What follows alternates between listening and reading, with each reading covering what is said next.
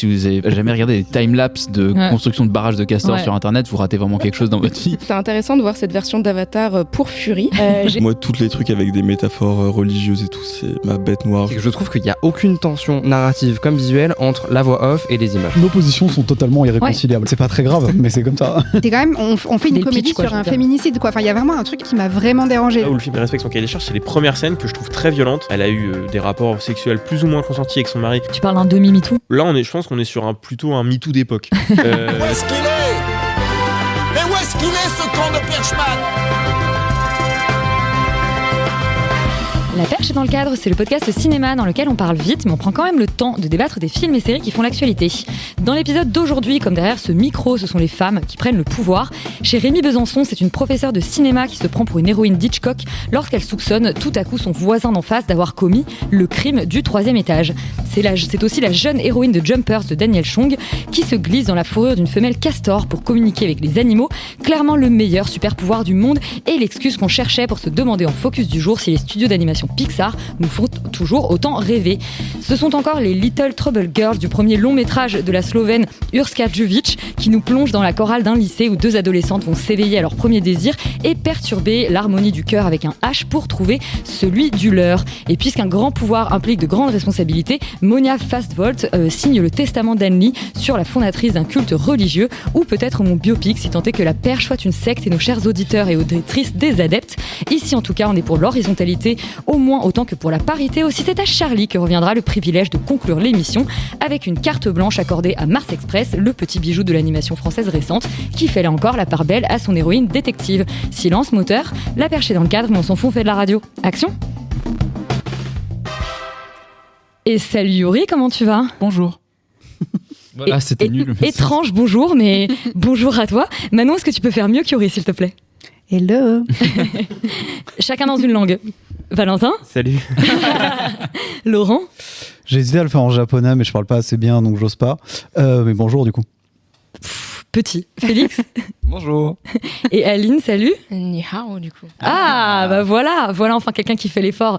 On va commencer tout de suite avec le courrier des perchés. Merveilleux jour que le dimanche. C'est pour moi le plus beau de la semaine. Pourquoi cela me plaît ? Parce qu'il n'y a pas de courrier le dimanche.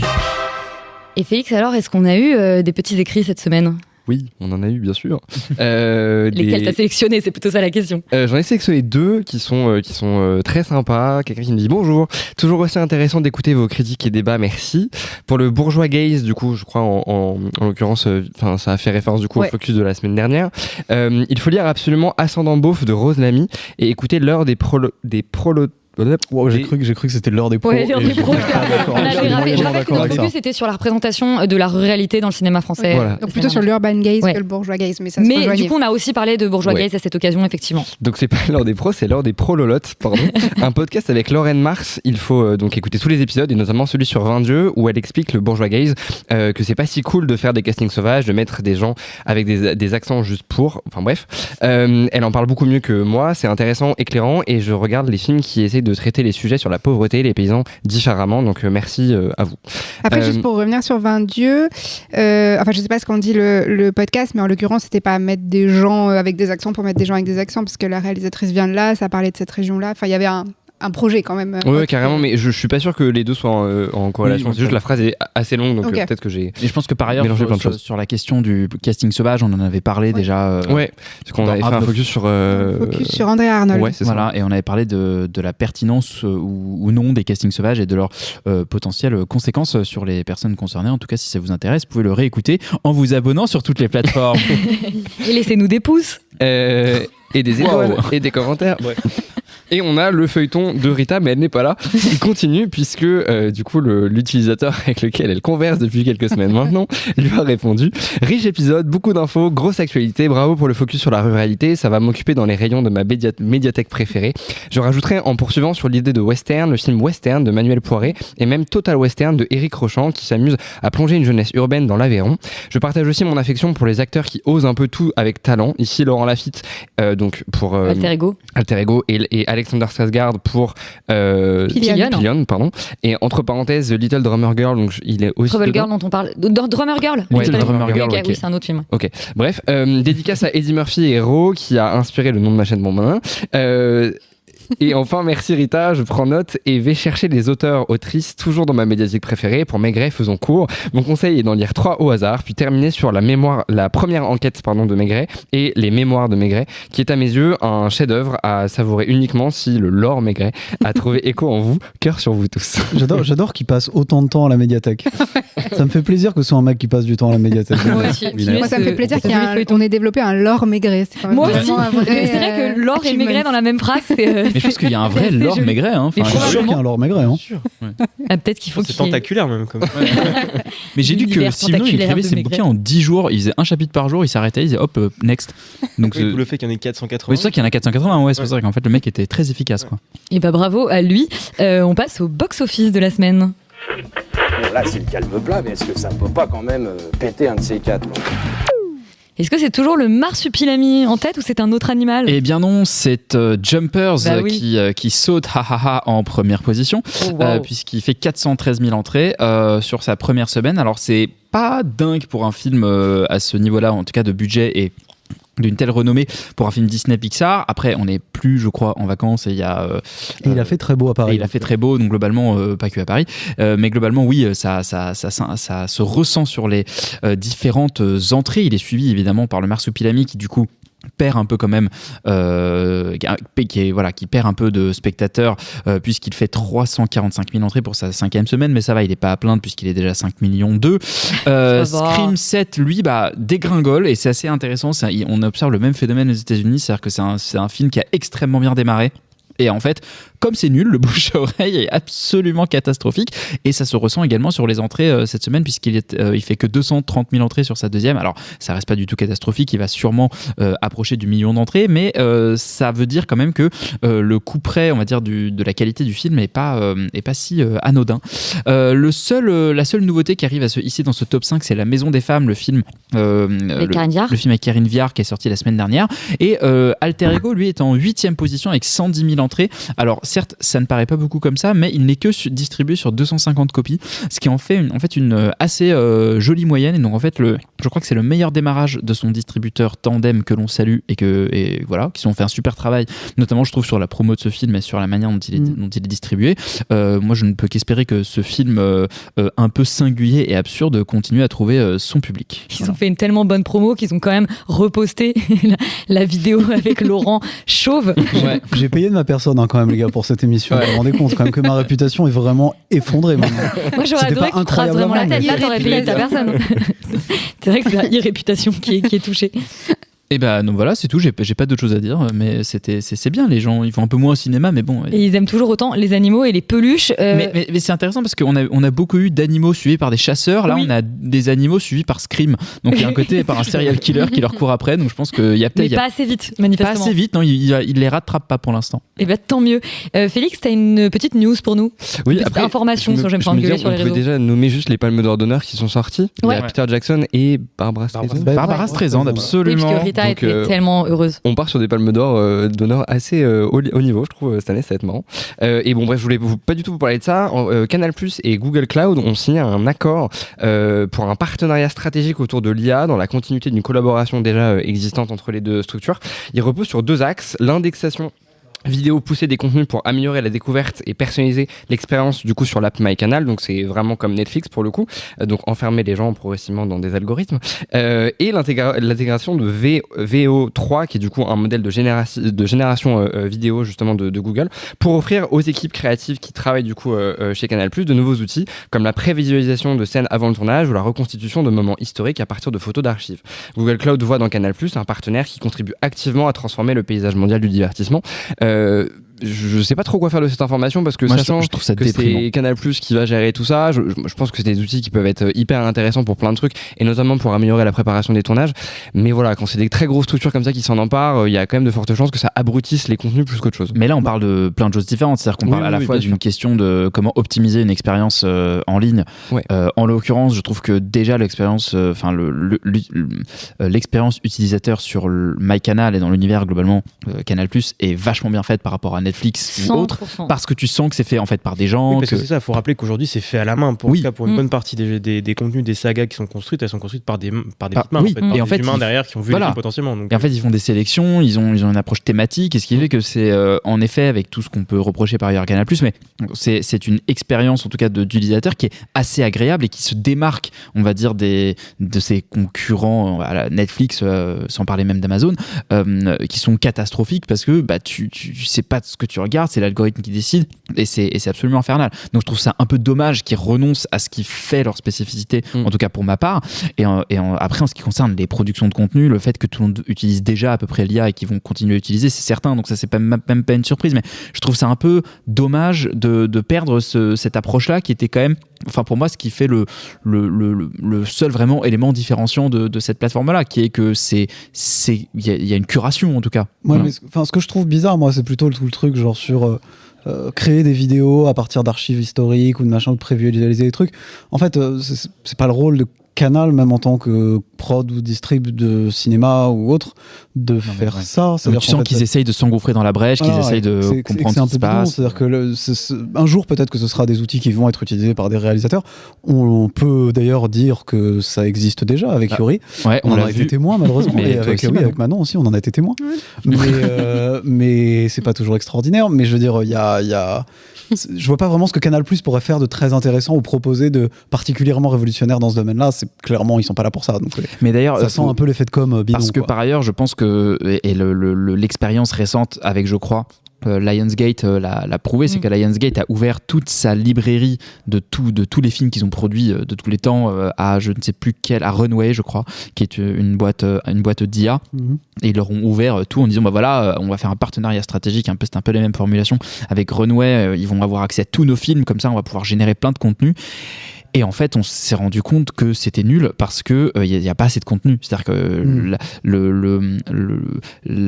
la librairie d'un seul studio ou d'une seule plateforme ou d'une seule boîte ne suffit pas à entraîner des modèles d'intelligence artificielle pour créer des choses. Donc une des issues possibles, c'est que pour ce truc de Canal, on soit confronté à la même chose. C'est-à-dire que toutes les émissions produites par Canal et les films et les séries financées et diffusées sur Canal+ ne seront peut-être pas du tout suffisants pour entraîner une IA satisfaisante ou compétente pour les besoins même qu'ils revendiquent.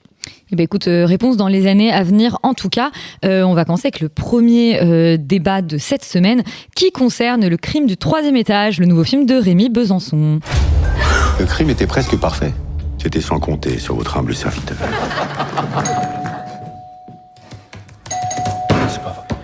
C'est votre voisin du 3e étage. Il m'a demandé de distribuer des invitations pour venir le voir jouer dans sa pièce. Colette, professeure de cinéma spécialisée dans l'œuvre de Alfred Hitchcock, soupçonne son nouveau voisin d'en face d'avoir tué sa femme.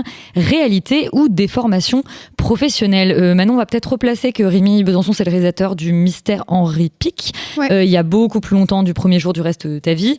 De Un heureux événement. Moi, exactement, ouais. C'était un joli film. En fait, c'est lui qui a un peu révélé Pio Marmaille en réalité. Oui, complètement. Ouais. On peut au moins lui. Et c'était quand même un réalisateur qui comptait assez dans le cinéma français. Et là, je regardais un peu la revue de presse de son film. Il n'y a pas un média qui a fait une critique de son film. Enfin, c'est.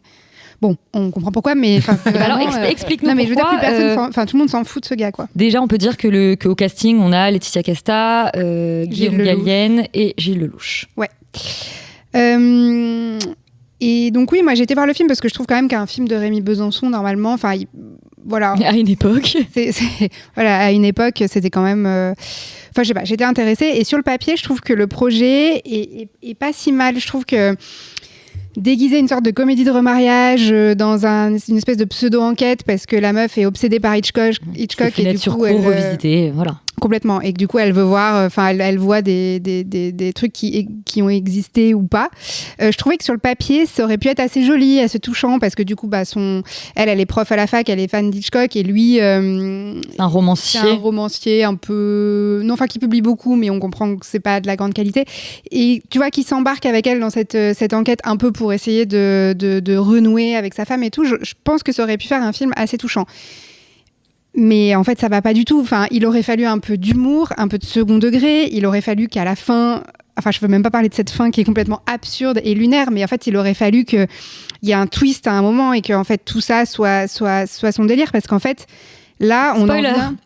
Oui, pardon, mais enfin, là en fait, on s'y attend un petit peu dès le départ. C'est quand même, on fait une comédie sur un féminicide, quoi. Enfin, il y a vraiment un truc assez, enfin moi à la fin qui m'a vraiment dérangé. Ce premier degré absolu, il est genre assez chaud en fait à la fin du film, je trouve. Pour que ça fonctionne aussi, il aurait peut-être fallu des bons acteurs de comédie et Laetitia Casta, vraiment, c'est pas le cas. Donc c'est assez dérangeant. Puis en fait, ils mettent, enfin, après, si je puis me permettre, les répliques qui lui sont servies sont catastrophiques. C'est catastrophique. En fait, on a compris qu'elle est fan d'Hitchcock, il n'y a peut-être pas besoin aussi d'en faire des tonnes, où c'est l'experte absolue en France, et elle a écrit des bouquins, et on voit ses cours à la fac, et machin. Enfin, en fait, juste des petites références à Hitchcock. Mais surtout que, je veux dire, à un moment donné, il y a quand même... Fenêtre sur cour est une référence suffisamment évidente et a été déjà tellement remakée, parodiée. Moi, je pense à Paranoïaque, Disturbia en VO, un des premiers films de Shia LaBeouf, qui est vraiment trop bien en termes de remake. Enfin, il y a un truc où t'as pas besoin que le personnage soit un fan d'Hitchcock pour que tu comprennes ce qui se joue, non ?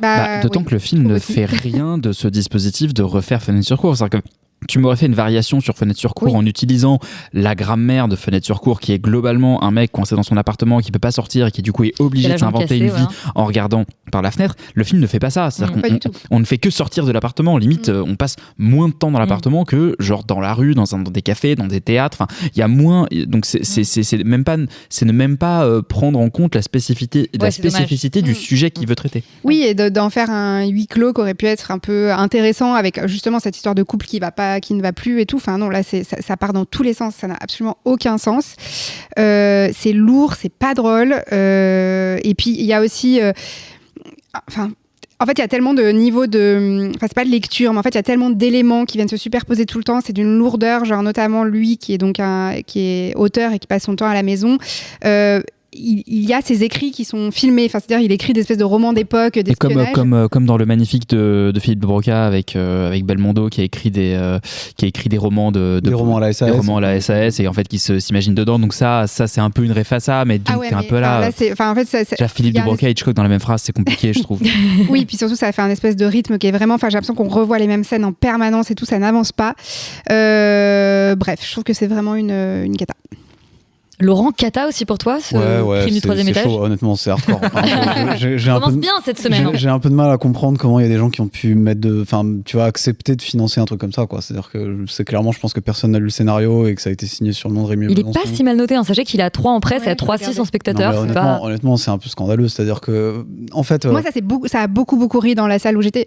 Troisième âge, mais ça a beaucoup pareil. Alors, ça a pas beaucoup ri, je dirais pas ça. Après, public pas jeune. Ça a ri premier degré. Oui, il y a des. Moi, je suis désolé, il y a 2-3 trucs que je trouve assez marrants dans le film. C'est peut-être il y a 2-3 moments un peu drôles au théâtre ou 2-3 trucs que je sauve un peu parce que je trouve ça un peu drôle. Mais honnêtement, c'est assez honteux, quoi. C'est-à-dire qu'en fait, genre, tu parles de la comédie de remariage dans ce film. En fait, elle est même explicitée au début du film par Laetitia Casta qui t'explique que globalement les films d'Hitchcock c'est des films sur le couple, etc. En fait toutes les scènes où elle dispense ses cours sont là pour expliciter le film est un espèce de pastiche de Hitchcock qui veut montrer qu'il est un pastiche de Hitchcock et qu'il a compris des trucs sur Hitchcock, sauf qu'en fait il a rien compris de Hitchcock. C'est ça le délire. Moi je connais très très mal Hitchcock, j'en ai peut-être vu mais alors vraiment très peu. C'est le premier film d'Hitchcock que tu vois. C'est le premier film de Rémi Besançon que je vois. mais tu vois j'en ai pas vu beaucoup, donc je vais vraiment pas faire le mec, mais juste en fait, très clairement, c'est Laetitia Casta qui explique aux spectateurs ce qu'il faut que tu comprennes du film quand il te le fait. Enfin, le procédé est surréaliste. L'enquête est globalement hyper bidon. Je ne crois à aucune des situations que je vois dans ce film. Pareil, dans Fenêtre sur cour, ce qui fait tout le suspense, c'est que tu sais pas si le mec l'a buté. C'est-à-dire tu ne le remarques que par des indices complètement annexes à l'histoire qui font que tu te dis ah ouais mais c'est un peu chelou, mais ils sont toujours à double tranchant. Là en effet tu vois limite à la 10e minute du film le méchant soulever un chandelier et faire ça était là mais il l'a buté, du coup il y a pas de suspense. Moi jusqu'à la fin je pensais qu'il l'avait pas buté justement. Je me disais c'est pas possible, ça peut pas être premier degré comme ça. Ouais mais en fait je pense que justement l'objectif du film c'est de faire quand même un film d'enquête. Tu vois qu'ils essayent de fabriquer un film d'enquête autour de ça. Ils sont tous mal à l'aise dans le film. Donc en fait, l'enquête, elle fonctionne pas du tout. On s'en branle. Personne n'agit normalement dans ce film. Non, toutes les situations sont insensées. À aucun moment, si tu veux, leur enquête veut dire quelque chose. Et en effet, tu vois, tout ce qui est construit d'ailleurs sur le fait qu'ils vont reconstruire leur relation au fur et à mesure de l'enquête, Ça, à la rigueur, je peux admettre que ce soit un sujet intéressant. Oui. Mais il aurait peut-être pas fallu m'expliquer que c'était ce qui allait se passer au début du film, tu vois. C'est-à-dire qu'il y a quand même un truc où, genre, du coup, je perds un peu l'élément de surprise. Tu comprends même pas pourquoi, à quel moment il embarque avec elle tout le long, il fait que lui dire qu'elle est bête et que ça n'a aucun sens et qu'elle est complètement folle. Et d'un coup, elle est complètement vrillée. Et genre, et d'un coup, il switch et puis. En plus, la réalité, c'est que Alicia Casta dans ce film est catastrophiquement mauvaise. Elle est très mal servie par des dialogues. C'est ça, en vrai, je pense que c'est pas de sa faute. Après, je la connais pas bien comme actrice, moi, il me semble l'avoir vu dans des trucs où, honnêtement. C'est le premier film de Laetitia Casta que tu vois aussi. Elle est quand même un peu meilleure que ça, normalement. Là, vraiment. Non, c'est quand même pas une grande actrice. Non, mais il y a des films où elle est bien. C'est très dur. Tu vois, et même Gilles Lelouch, il arrive à s'en sortir. Parce qu'il fait du Gilles Lelouch. Parce que je pense qu'il arrive en fait aussi à retravailler ses dialogues et à les réécrire pour que ça passe. Et qu'en fait, on voit qu'il y a pas mal de moments où. C'est Besançon qui a écrit le scénario, comme ça vous taclez qu'une seule personne. Ceux qui s'en sortent le mieux, tu vois, typiquement, c'est ceux où en fait ils vont travailler un petit peu leur dialogue. Même Guillaume Gallienne, moi j'aime beaucoup Guillaume Gallienne. Je trouve que dans le film, il s'en sort à peu près. Justement, probablement parce qu'il réécrit ses dialogues et qu'il arrive à refaire des trucs. En fait, il les réécrit pas, je pense, mais il a une manière de les dire qui fait que juste ça passe bien. C'est un acteur de théâtre qui joue un acteur de théâtre et du coup il a un truc un peu de représentation qui passe. Mais il capte vraiment bien ce qui sonne bien et ce qui sonne pas. Je n'arrive pas à accepter qu'il y ait quelqu'un qui travaillait sérieusement sur le scénario de ce film. Donc en fait, je pars du principe que ça a été fait complètement à l'arrache et que du coup ça a été retravaillé sur le tournage pour que ça sonne à peu près correctement. La pauvre Alicia Casta, dont c'est pas bof le métier, enfin en tout cas genre qui est pas forcément la bosse là-dedans, elle a mal servi par un réalisateur qui probablement la dirige pas si bien et par des dialogues qui sont vraiment pourris et sur lesquels elle s'est pas battue pour les rendre mieux. Mais si tu veux, en gros rien ne va quoi. C'est-à-dire que vraiment rien ne va. En dehors de quelques moments marrants, en dehors de quelques trucs, globalement ça ne va pas et c'est vraiment tribunal pour tout le monde. Enfin Rémi Besançon, qu'est-ce qu'il fout? Je sais même pas quel âge il a. Il a 54 ans. Et il est de 71. Je le trouve quand même carrément trop jeune pour nous pondre un truc comme ça. C'est ringard de ouf. Genre c'est archi ringard. Très compliqué quoi. Bon tribunal pour tout le monde. Yuri, tu veux ajouter une peine capitale peut-être? Oui, parce que je suis d'accord avec tout ce que vous venez de dire. Le crime du 3e étage n'est pas le crime qui est dans le film, c'est le crime contre Alfred Hitchcock lorsqu'ils nous le mettent en IA. Oui, où il y a une version en IA d'Alfred Hitchcock qui débarque et qui est... Et qui explique comment on gère le suspense aussi. Non mais ça à la limite c'est des vraies interviews d'Hitchcock, donc ça... je pense que c'est pas lui qui l'a dit. Si, c'est le vrai son. C'est le vrai... Alors c'est là où tu... Enfin vraiment truc de nerd, c'est Laetitia Casta qui fait la voix de la journaliste, par contre c'est vraiment la voix de Hitchcock et c'est vraiment les enregistrements 100% sûr de ça, j'en suis 100% certain parce que je les ai beaucoup écoutés. Mais par contre, il a vu plus d'un film d'Alfred Hitchcock. Le visage en IA de ce pauvre Alfred qui j'ai envie de voir ça. Qui se ressemble, en fait qui se ressemble, non mais qui se ressemble pas d'un plan à un autre, c'est-à-dire qu'ils ont même pas réussi à faire. Non mais genre vraiment. Non mais en fait ils arrivent même pas. Un jour vous regarderez ce film, vous le téléchargerez à l'arrache sur internet. Je le verrai en IA sur MyCanal. Juste pour voir cette scène, tu vois, juste pour voir la gêne en fait totale. Et en fait cette espèce de d'Uncanny Valley terrible avec une version IA d'Hitchcock qui est face à une vraie Laetitia Casta et lui il y a ses yeux qui gigotent comme ça, des dents qui disparaissent d'un plan à un autre. Et là genre quoi, pardon, et genre vraiment je pensais pas être aussi sidéré quoi. Peut-être pousser des gens à aller voir le film. Non, mais la scène elle dure 8 minutes. Un jour cet extrait sera sur les réseaux quelque part. Ne vous infligez pas le crime du 3e étage de du 3e type. Oui, de Rémi Besançon. On change tout à fait de registre avec ce deuxième débat qui est accordé à Jumpers, le nouveau long métrage d'animation Pixar de Daniel Chong. Professeur, j'ai besoin de votre aide. Je suis en plein milieu d'un cours de sciences. Un cours auquel tu es inscrite d'ailleurs. Salut mes belles. Viens avec moi. Les méthodes traditionnelles pour comprendre les animaux n'ont pas fonctionné. Mabel, une adolescente passionnée par les animaux, saute littéralement sur l'occasion d'essayer une nouvelle technologie révolutionnaire permettant de communiquer avec eux d'une manière totalement inédite en se glissant dans la peau d'une adorable femelle castor. Aline, t'as été découvrir ce Jumpers. Est-ce que déjà t'aimes bien les films d'animation, toi? J'adore les films d'animation et celui-ci sur le papier, je trouvais qu'il partait avec une bonne intention. savoir, comme tu l'as dit, faire un film à hauteur de castor pour sensibiliser les enfants et donc tous ces mammifères à l'écologie, à l'écosystème et toutes ces problématiques qui sont très contemporaines. Bon, après, il y a peut-être un truc de se dire, est-ce que Pixar et Disney sont vraiment les bons studios à tourner en éco-prod, etc. Pas sûr. Mais bon. Vu notamment les serveurs qui doivent genre chauffer la moitié de la Californie pour faire ce film. Mais oui. C'est ça. Mais après, c'était intéressant de voir cette version d'Avatar pour Fury. J'ai trouvé aussi que tous les caractères design étaient vraiment mimi. Moi, en tout cas, ça m'a donné envie d'adopter lézard, castor, même une Diane volante. Allez voir le film juste pour comprendre de quoi je parle. Et je trouve ça aussi très chouette de voir que Mabel Tanaka, c'est une protagoniste qui est d'origine asiatique, et donc ça fait aussi du bien d'avoir des protagonistes avec de la diversité comme ça dans des rôles principaux. Et ce qui est chouette aussi, c'est qu'elle est, comme je l'ai dit, donc défenseuse de la faune, de la flore. Depuis enfant, on comprend aussi d'où ça lui vient avec la transmission que lui donne sa grand-mère, et elle en est elle, totalement convaincue, mais pas forcément convaincante. Et c'est du coup tout le dispositif de se mettre dans la peau d'un castor qui, je trouve, aide à s'imprégner de ce que vivent justement tous ces petites bêtes, comprendre ce qu'ils traversent, etc. Donc, je trouve que, voilà, pour la grande majeure partie du film, c'est très mimi. Après, j'ai quand même le sentiment que les points plus pessimistes qui sont amenés par les humains et donc les nuisibles dans le film sont en fait symbolisés uniquement par des espèces de grands sapins qui font du bruit et qui sont censés en fait virer les animaux, et c'est à peu près tout en fait. Et je trouve ça dommage peut-être qu'ils soient pas rentrés un peu plus dans je sais pas, une espèce de circonscription de tout ce que fait l'homme de mal, une menace plus concrète en tout cas, plus incarnée par un humain, pas juste en fait trois pauvres arbres avec des enceintes t'as une rocade, la bétonisation, machin, enfin bon. La rocade, Laurent, c'était pour toi. Valentin, est-ce que tu partages l'avis d'Aline sur Jumpers? Les références sont de plus en plus niches. Pardon. C'est une private joke vraiment private, donc clairement vous l'avez pas, donc c'est super. Commenter rocade. Si vous voulez en savoir plus. Pardon, je sais plus du coup quand tu m'as lancé, mais non, mais je te demandais juste si tu partageais l'avis d'Aline sur Jumpers. En l'occurrence, plutôt contre la rocade, et effectivement, je suis d'accord avec plutôt pour. J'ai pas passé, c'est pas. Rita a adoré. Elle est pas là pour en parler, mais elle a adoré. Voilà, j'ai pas l'impression d'avoir renoué. J'ai vu ces messages effectivement avant d'aller voir le film. J'ai pas l'impression d'avoir renoué avec des grandes émotions de la grande époque de Pixar. Je sais pas exactement à quoi ça tient. J'ai l'impression que le film coche beaucoup de belles cases. C'est-à-dire que dès le départ, il y a quand même un point de vue qui est intéressant. C'est-à-dire qu'il y a l'idée d'un concept d'effectivement aller essayer de communiquer avec des castors, avec des animaux.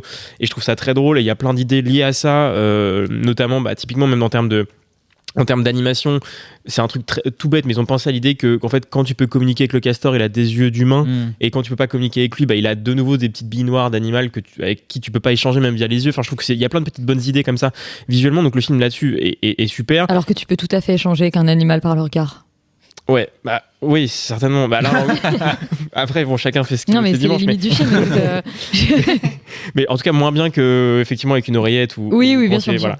Donc, je trouve que le point de départ, un petit peu à base d'un petit buvard d'acide pour vraiment avoir un bon concept, je trouve que c'est bien. Après, le fait est que le film, je pense, est quand même un peu plat. Je le trouve un peu dans une forme de bonne conscience. Il coche aussi beaucoup de cahiers des charges.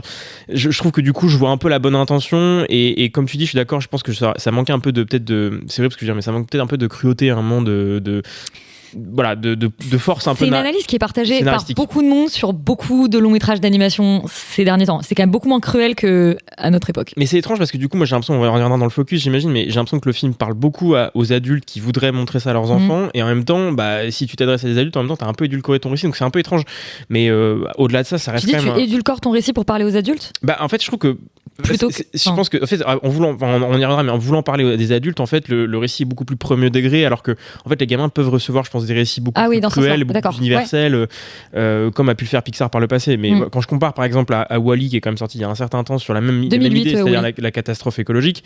Bon, en fait, Wall-E est autrement plus violent que Jumpers, donc du coup, plutôt bonne nouvelle. Mais une heure sans dialogue, enfin, c'est quand même assez radical. Voilà, exactement. En espérant que on parte dans le bon sens et que finalement Pixar renoue avec des bons trucs, parce que quand tu regardes les derniers films, je trouve que c'est peut-être leur meilleur depuis 10 ans, malheureusement. Donc voilà.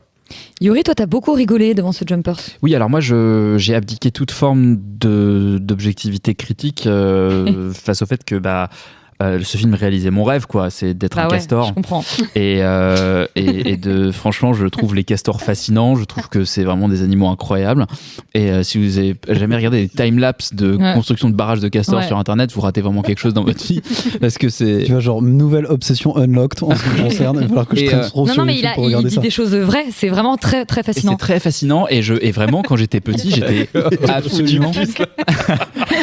La secte du castor. Retirez-leur leur micro, là. Et donc. Ils utilisent leur queue plate. Non, mais c'est incroyable. Enfin, genre, c'est incroyable. Ils ont un chef castor. C'est la famille des bâtisseurs et tout. Non, mais ils ont un chef castor qui construit des barrages. Comment Castor Gate on y est, quoi. Enfin bref, je viens en fait que du coup c'est un peu dur pour moi de rester objectif parce que je pense que vraiment si j'avais été gamin et que j'avais vu ce film, j'étais en mode putain mais si j'avais été castor, j'étais complètement perdu. Non mais genre franchement c'est déjà non, plus sérieusement, je trouve que c'est un peu un fantasme en effet d'enfant de se dire je peux rejoindre le monde des animaux. Donc je passe par ce détour castor pour rigoler la galerie mais il y a un vrai truc de quand même qui est assez cool et qui renoue avec justement un esprit je trouve assez proche de Pixar de dire mais et si on pouvait faire ça quoi, et si on pouvait rejoindre le monde des animaux et qu'on découvrait qu'en fait ils étaient tous complètement starbés et que en fait il y avait des rois qui se faisaient plus ou moins remplacer les uns les autres juste parce qu'ils portaient une couronne mais qu'en fait on pouvait se bouffer, enfin il y avait un truc assez marrant et donc moi rien que ce point de départ là m'a en effet beaucoup plu. Je trouve aussi que on en parlera plus en détail dans le focus mais ils évoluent aussi en animation et sur leur approche esthétique par rapport à d'autres films qui n'arrêtaient pas d'aller plus vers, on va dire, le photoréalisme, c'est-à-dire que de ressembler vraiment à des vrais films.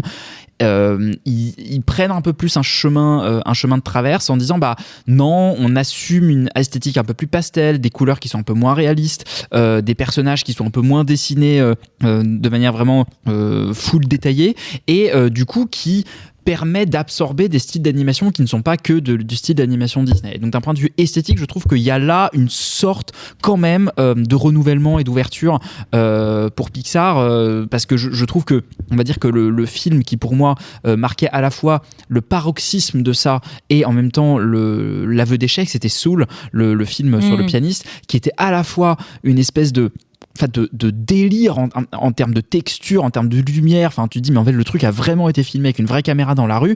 Et en même temps, on avait d'échec parce que sur toute la représentation mentale du personnage, je trouvais à l'époque que ça avait été mais complètement raté. Et du coup, là, je trouve qu'on renoue avec cette espèce de double lecture qui fait quand même la force des films Pixar. Alors, je suis d'accord avec vous avec une forme de simplisme à la fin, on aimerait que ça soit un peu plus radical, mais en même temps, bon, un film à 150 patates, est-ce qu'il peut vraiment l'être ? Donc moi, ça m'a plutôt convaincu, et je trouve que franchement, il y a un méchant dans ce film. À la fin, quand si vous n'avez pas vu le film, vous pouvez sauter de 30 minutes.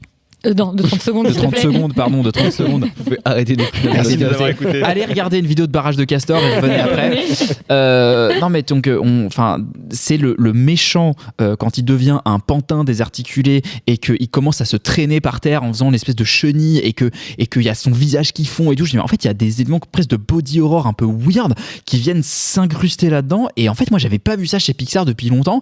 Où franchement, si j'avais été gamin, je pense que j'aurais été traumatisé par ce méchant qui à un moment devient une espèce de robot maléfique chelou contrôlé par une chenille devenue. Enfin, c'est très étrange quoi ce qui se passe.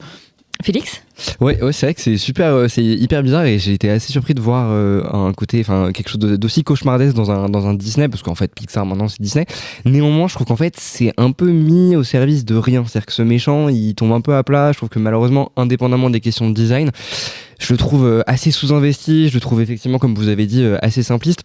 Moi j'ai beaucoup rigolé, je trouve ça vraiment hilarant parce qu'il y a des blagues absurdes qui sont extraordinaires, tout un passage où il y a justement un bruit qui dérange les animaux et en fait ils vont tous reproduire le bruit et ça dure 10 minutes, ils hurlent et tout, enfin des trucs qui sont vraiment drôles et qui jouent sur l'épuisement un peu du spectateur et que je trouve bien senti. Après j'avoue que moi je reste toujours un peu de marbre face à ces films là. Effectivement il est moins pire que les autres. Tu parles des récents parce que oui non mais j'adore Pixar, c'est juste que genre ça fait 10 ans que j'ai un peu décroché parce que je trouve que c'est toujours sous-investi ou alors très conceptuel mais à aucun moment j'ai l'impression qu'on me parle directement à moi, mes émotions, que j'arrive à connecter un peu plus dans celui-là quand même. Bah, je trouve que c'est un peu de la psychologie pour pas pour les nazes, mais tu sais, le côté elle a perdu sa grand-mère et on va avoir des flashbacks et tout. Ça manque de poésie en fait. Je trouve que c'est très explicatif, mais malheureusement, je trouve que ça manque un peu de poésie et dans l'écriture et dans la réalisation, parce que c'est plutôt bien réalisé, mais je trouve que c'est pareil. Tu vois, moi, les designs et tout, la réinvention dont tu parles, je l'ai pas trop vu. Je trouve pas ça magnifique. Je trouve ça même un peu moche par moment. La séquence d'évasion au début, enfin, il y a un jeu sur le rapport d'échelle quand elle se fait pourchasser par un balai. Enfin, bien sûr, il y a plein d'idées quand même. Mais que j'ai déjà vu dans d'autres. En fait, surtout, on a eu, je sais pas combien de films qui traitent d'animaux en animation récemment, où justement, il y a, je trouve, des réflexions, évidemment, mais pas que. Il y a le robot sauvage, etc. Et ces films-là, étonnamment, m'ont presque plus parlé alors que j'ai moins ri, mais parce que je trouve que c'est pas très marrant en même temps. Ils sont plus investis du côté des émotions. Il y a quelque chose de plus vrai en fait. Je trouve ça fait effectivement un peu moins produit marketing. Ça reste un très bon moment. Moi, je vous encourage à aller le voir, mais c'est un film que j'aurais oublié dans une semaine, alors que normalement les Pixar me hantent toute ma vie presque. Donc c'est ça que je pense que voilà, je fais un peu le deuil progressif de cette industrie qui malheureusement est plus en état vraiment d'être pertinent pour les enfants. Laurent ? Est-ce que c'est pas parce que t'as perdu ton âme d'enfant, Félix ? Je suis pas sûr, parce que alors que t'as jamais voulu être un castor et que c'est un problème. Bah voilà, c'est peut-être ça mon souci. Non, mais j'ai l'impression qu'on est. Non mais attends, moi je vais faire un point là-dessus, parce qu'il n'y a pas que le castor. C'est-à-dire que t'es dans le castor, certes, mais en fait t'es dans le castor, mais tu fréquentes tous les autres animaux. Ouais. Oui, bah c'est incroyable. Qu'est-ce que tu veux être comme animal, Valentin ? Mais je pense qu'on a le choix en fait. On peut être l'animal qu'on veut. Chacun s'identifie comme il veut. Je trouve qu'il y a une diversité justement, et ça a été mentionné avant, mais sur le fait que les différents animaux sont aussi animés de manière hyper intéressante. C'est-à-dire qu'il y a les oiseaux, il y a les insectes, et ils ont tous un peu leur rôle à jouer. On utilise aussi des caractéristiques, et ça c'est plutôt bien vu en l'occurrence. Je trouve qu'ils exploitent bien leur univers. Le conseil des animaux. Ça c'est hyper drôle. Ouais, tout ça, et c'est plutôt bien emballé. Moi, c'est le cœur émotionnel qui me manque un peu, quoi. Et bien justement, on va se demander si les studios Pixar nous font encore rêver, s'ils ont gardé, eux, leur cœur d'enfant. C'est le focus du jour.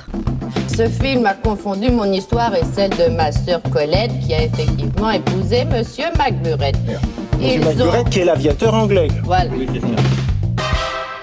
Et alors, comme chaque semaine, on vous a demandé sur Instagram quel était votre film Pixar préféré, et on a un grand gagnant, figurez-vous, c'est Wall-E. Visiblement, je pense qu'il y a un truc quand même un peu générationnel là-dedans, mais Wall-E est le grand gagnant. On a eu les Toy Story, pas mal le 2 d'ailleurs. Le 2 incroyable. Le 2 est incroyable, effectivement. Le Monde de Nemo, Ratatouille, Soul, Drôle d'oiseau sur une île de tension, Coco, Luca et le très sous-estimé Cars 2, ça c'est pour toi, Yuri. Évidemment, donc j'étais Cars 1. Élémentaire, on nous dit tellement beau, poétique, et la musique pépite. Et enfin, en long métrage, Les Indestructibles, et en court métrage, Saute Mouton. Et il est où Monstres et compagnie, s'il vous plaît ? Bah, il a été oublié. Personne ne l'a cité. Mais beaucoup de Wall-E, en fait. Vraiment très majoritairement Wall-E. À moins, faut faire un choix, quoi. Tu vois, tout citer. Bah, je vous demanderai à la fin lequel est votre préféré, mais du coup, tu viens de nous donner ta réponse. On va peut-être s'intéresser déjà à l'histoire de ces studios Pixar. Yuri, c'est toi le docteur Pixar. Oui, parce qu'on parle beaucoup de Pixar, enfin, je pense, comme maintenant d'un studio. On en parlait déjà à l'époque de Gilgamesh, non ? Bien sûr. Alors... Je pense que oui. Mais en fait, en réalité, Pixar, c'est un studio qui est assez particulier, et je pense que c'est intéressant de le replacer justement dans son histoire, dans son origine, pour comprendre aussi les attentes qu'on peut avoir par rapport à un film Pixar. Qu'est-ce que ça représente à la fois en termes d'attentes cinéfilm, d'attentes marketing, d'attentes ou simplement d'attentes technologiques par rapport à l'industrie du cinéma. Parce que c'est en effet un studio qui trouve ses bases dans une bande de geeks à New York, qui développe en fait des technologies, qui se disent en fait la technologie de demain, et on est dans les années 70, la technologie de demain, c'est les images générées par ordinateur. Donc c'est des mecs qui vont vraiment mettre beaucoup d'argent, de temps et d'investissement là-dedans, qui un jour se disent tiens, on aimerait faire notre premier long métrage en images de synthèse, et ça on est au début des années 80, donc il faut une présentation à nul autre que George Lucas et Francis Ford Coppola, et George Lucas leur dit c'est cool votre truc, vous voulez pas venir bosser chez moi? Donc ils disent bah ok grave, et donc ce qu'ils font c'est qu'ils vont chez George Lucas dans sa boîte Industrial Light and Magic, dont on vous a également parlé lors d'un précédent focus, et ils vont comme ça faire en fait plein d'expérimentations techniques, technologiques pour amener la technologie de l'image de synthèse et l'appliquer au cinéma. Sauf que patatras, et là c'est vraiment assez rigolo, George Lucas divorce. Et comme il divorce, il a des problèmes d'argent, et pour combler ces problèmes d'argent, il vend l'unité qui deviendra plus tard Pixar il la revend complètement, il la revend concrètement à Steve Jobs, qui à l'époque est en recherche d'un nouveau pet project. Et qui s'est fait virer de Apple. Qui s'est fait virer de Apple, donc en plus on est vraiment dans ce monde-là des pionniers de la Silicon Valley qui cherchent un peu tout le temps à faire des startups et tout. Donc c'est assez rigolo en fait la manière dont se crée cette entreprise qui en fait pendant presque 10 ans ne va faire que des courts-métrages pour justement prouver que la technologie marche, développer un logiciel qui s'appelle Renderman qui est devenu en fait pour vous expliquer la révolution technologique que c'est qu'à l'époque il fallait animer image par image par image, et même quand on faisait de l'image de synthèse, il fallait faire chaque image séparément pour que une animation ait lieu. Renderman permettait de le calculer, de dire en fait il y a un point A qui va à un point B dans l'espace et l'ordinateur calculait le mouvement de cet objet dans l'espace. Et du coup, ça a créé une énorme avancée technologique qui a généré la sortie de Toy Story en 1994. Toy Story qui était pareil, c'était des mecs qui faisaient ça de manière complètement justement anti-industrielle, puisque eux-mêmes ont développé une sorte de charte qui s'appliquait à eux-mêmes en disant nous on veut que notre film il n'y ait pas de chanson, que ça se passe pas dans un gentil village rigolo, qu'il n'y ait pas d'histoire d'amour, qu'il n'y ait pas de méchants. Et en fait tout ça dans le premier Toy Story ils s'y sont vraiment attachés. Et Disney leur disait mais en fait votre film il va jamais marcher, votre film il va marcher que si vous rajoutez une chanson, Happy Village, une histoire d'amour et je sais plus quoi et un méchant. Et du coup eux étaient vraiment persuadés que non, on pouvait raconter des histoires universelles qui parlent aux enfants et aux adultes en même temps, d'où d'ailleurs l'idée de faire un film sur des jouets et sur la espèce Quelle idée de génie.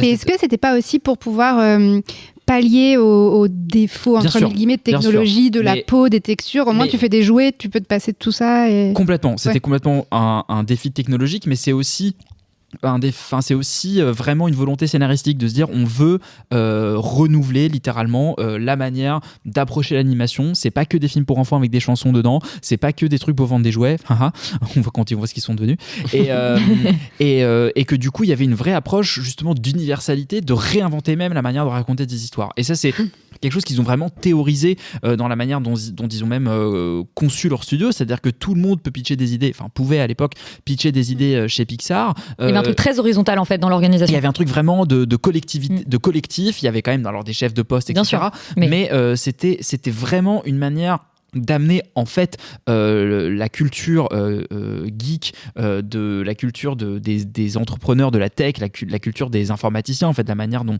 les hackathons, tout ça, de l'amener au cinéma. Et donc il y a à ce moment-là dans l'histoire du cinéma un point de jonction entre la technologie et l'art en fait qui se crée et qui crée vraiment un nouveau langage et quelque chose de nouveau. C'est pour ça que Pixar n'est pas juste un studio qui fait des films d'animation à l'appel, malheureusement comme il peut être catégorisé aujourd'hui, mais ça représente une vraie rupture dans la manière de fabriquer des films et pas seulement des films d'animation. Et d'ailleurs, je pense que c'était un peu un monologue, mais j'espère que... Non, mais j'allais dire qu'effectivement, je pense qu'on se souvient tous du moment où on a découvert quand même Toy Story. Alors, pas sa sortie en 94 parce qu'on était un peu petit pour aller au cinéma. Non, toi, Laurent, tu l'as vu au cinéma ? Moi, je l'ai vu au cinéma. Ouais. Ah, waouh ! Et alors ? J'avais trouvé ça très cool. Après 94, où je dois avoir 8 ans, c'était un film, tu vois, que je considérais intéressant par rapport au Disney. En fait, tout le monde les comparait à des Disney. Bien sûr. Oui, d'accord, okay. En gros, ça sort en se disant genre mais est-ce que ça va être aussi bien que Disney ? Et du coup, les gens étaient contents parce que c'était aussi bien qu'un Disney. En gros, c'est ça le délire de Toy Story. Alors, moi, j'avais 8 ans, j'avais pas de recul critique sur comment est-ce qu'on fabriquait les films, mais je veux dire, c'était je me rappelle de l'ambiance autour de ça. C'était ça. Et de voir aussi, moi, ce qui m'avait marqué, pourtant j'ai l'impression de l'avoir vu au ciné, mais c'est pas possible, j'avais 3 ans. Mais ce qui m'avait marqué, c'est de me souvenir que ma maman avait vraiment adoré, et du coup ça tu vois, j'étais et moi exactement, moi je me souviens d'avoir trouvé ça très différent. Enfin, je me souviens, je l'ai pas non plus vu à sa sortie, je l'ai vu en VHS chez moi, mais je me souviens d'avoir vu le film et d'avoir trouvé ça très différent des dessins animés que j'avais l'habitude de regarder, d'avoir été marqué positivement de cette façon-là en tout cas. Ouais, mais de voir nos parents vraiment kiffer, ce que je pense, moi ils kiffaient pas devant les Disney, mes parents, ça a vraiment ça les avait pas trop chauffés. Ouais. Mais moi j'ai vu 1001 pattes en salle et avec mon père, je crois. Et en effet, il y avait ce truc que tu décris. Ouais, que, moi, j'avais avec ma mamie. Que les adultes étaient également émerveillés. Ouais. Qu'il y avait une puissance d'émerveillement que ces films-là exerçaient sur les adultes. En fait, on n'a jamais vu ça. En fait, les films, en l'occurrence, Mille et une pattes, mais Mille et une pattes, c'est globalement les 7 samouraïs version petite fourmi. Je ne voulais pas être une petite fourmi, je vous rassure. Mais en l'occurrence, c'est pas des fourmis les Mille et une pattes, mais bon, c'est pas grave. Est-ce que tu voudrais être un samouraï? Ah, ça, non, même pas en fait. Et un castor samouraï. Ah, ça par contre, mais du coup, il y avait un vrai émerveillement de la part des adultes, et je pense que ça crée aussi, en tout cas pour les gens qui ont découvert ces premiers Pixar en salle, une espèce de communion générationnelle, intergénérationnelle. C'est-à-dire qu'il y avait un truc où, en tout cas, c'est comme ça que je l'ai vécu, mais de dire, en fait, mes parents, ils aiment ça aussi, et on peut en parler, et il y a un côté de s'identifier aussi à un regard qui n'est pas le tien, et qui vous ont vraiment réussi à générer sur leur premier film. Mais... Oui, vas-y. Non, parce que je pense que l'intelligence de Pixar, et ça rejoint ta remarque, Manon, c'est que c'est intrinsèquement lié aussi à des limitations techniques. Effectivement, on pouvait pas représenter à l'époque des humains, en tout cas mal. Et d'ailleurs, quand tu vois Andy dans le premier Toy Story, en fait, va les dérangeante un peu. Ah, moi, il me terrifiait. Vous avez pas de méchant, moi. Le gars qui ressemble à Will Poulter, là, c'est pareil, tu vois, genre, physiquement, ça va pas, quoi.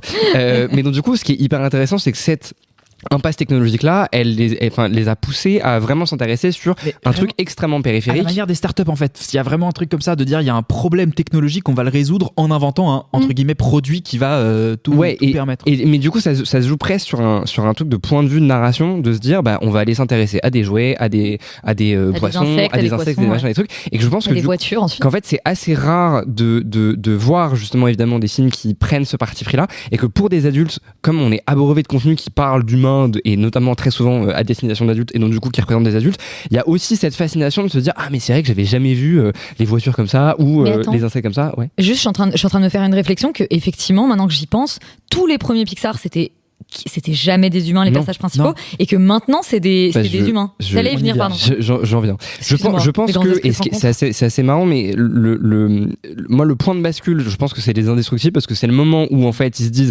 c'est des humains qui sont un peu particuliers parce que c'est des super-héros, mais t'as quand même ce truc de genre ça y est, on va commencer à s'intéresser à des humains. 2 ans après ils sont rachetés par Disney, et même s'ils refont plein de super films après, je pense que c'est un peu le moment de bascule où à mon sens ils perdent leur unicité, et en tout cas ce qui faisait la sève des Pixar, c'était un point de vue différent sur le monde, et ce qui permettait du coup je pense de traiter des concepts extrêmement matériels et concrets, parce que ça s'intéressait à des trucs qui sont périphériques aux humains, pour aller vers des trucs qui à mon sens sont beaucoup plus conceptuels, théoriques. C'est Soul, c'est vice versa, et qui moi personnellement vice versa, je maintiens que ça reste un chef-d'œuvre d'écriture. C'est très mais c'est très théorique. Il y a peut-être des gens qui adorent. Moi je suis pas du tout touché par vice versa par exemple, tu vois, parce que il y a un truc quand même court, très bien expliqué, avec des personnages etc, mais il y a quelque chose de excessivement cérébral quand même dans vice versa.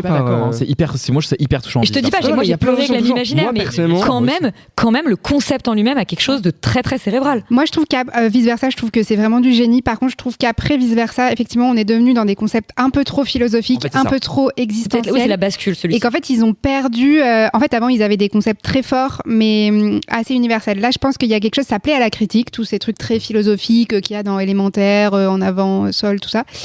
Ça perd peut-être un peu une partie du public, où je trouve qu'on est dans une espèce de l'inédito un peu flou, où à la fois on est dans des suites tu vois, qui peuvent être peut-être vues un peu de façon mercantile, et à la fois des films très sur des concepts comme ça très presque philosophiques, et je pense que ça perd peut-être un peu ça perd un peu les gens, quoi. Et je pense que pour poursuivre ce que tu dis, et pour rebondir à ce que tu as dit, Félix, il y a pour moi le point de bascule, c'est vraiment plus vice versa que les Indestructibles. Alors en termes de représentation des humains, je suis d'accord que c'est vraiment plus les Indestructibles, mais en termes de grammaire visuelle du coup de ce qu'ils représentent, mais parce qu'aussi les possibilités à ce moment-là deviennent en fait gigantesques, c'est-à-dire que l'image de synthèse devient une norme. Ah mais c'est normal, j'aurais fait la même chose si j'avais été. Voilà. Tu vois, genre, mais là où ça devient intéressant, là où je trouve que ça devient un vrai point de bascule, c'est qu'ils ont commencé à sortir 2 films par an au bout d'un moment.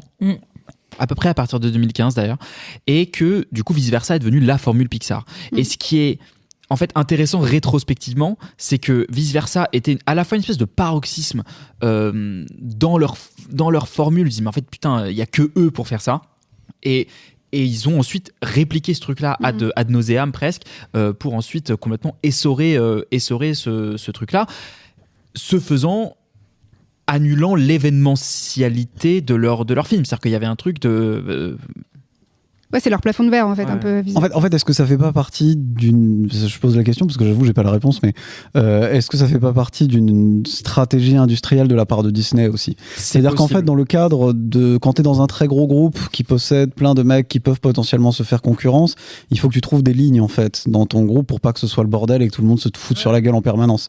Donc, est-ce que Disney s'est pas dit on va garder les trucs peut-être un peu plus enfantins, un peu plus traditionnels pour la marque Disney, où on va faire de la 2D et on va aussi faire de la 3D, parce qu'en réalité chez Disney on fait de la 3D aujourd'hui, pareil que Pixar, mais du coup chez Pixar on va essayer d'aller sur un truc qui est peut-être un peu plus cérébral, un peu plus adulte et un peu plus théorique. Est-ce que c'est pas un choix en fait ? Mais c'est d'ailleurs ce que Valentin tu pointais du doigt quand on parlait tout à l'heure de Jumper, ce côté ça devient un peu entre guillemets des films pour adultes.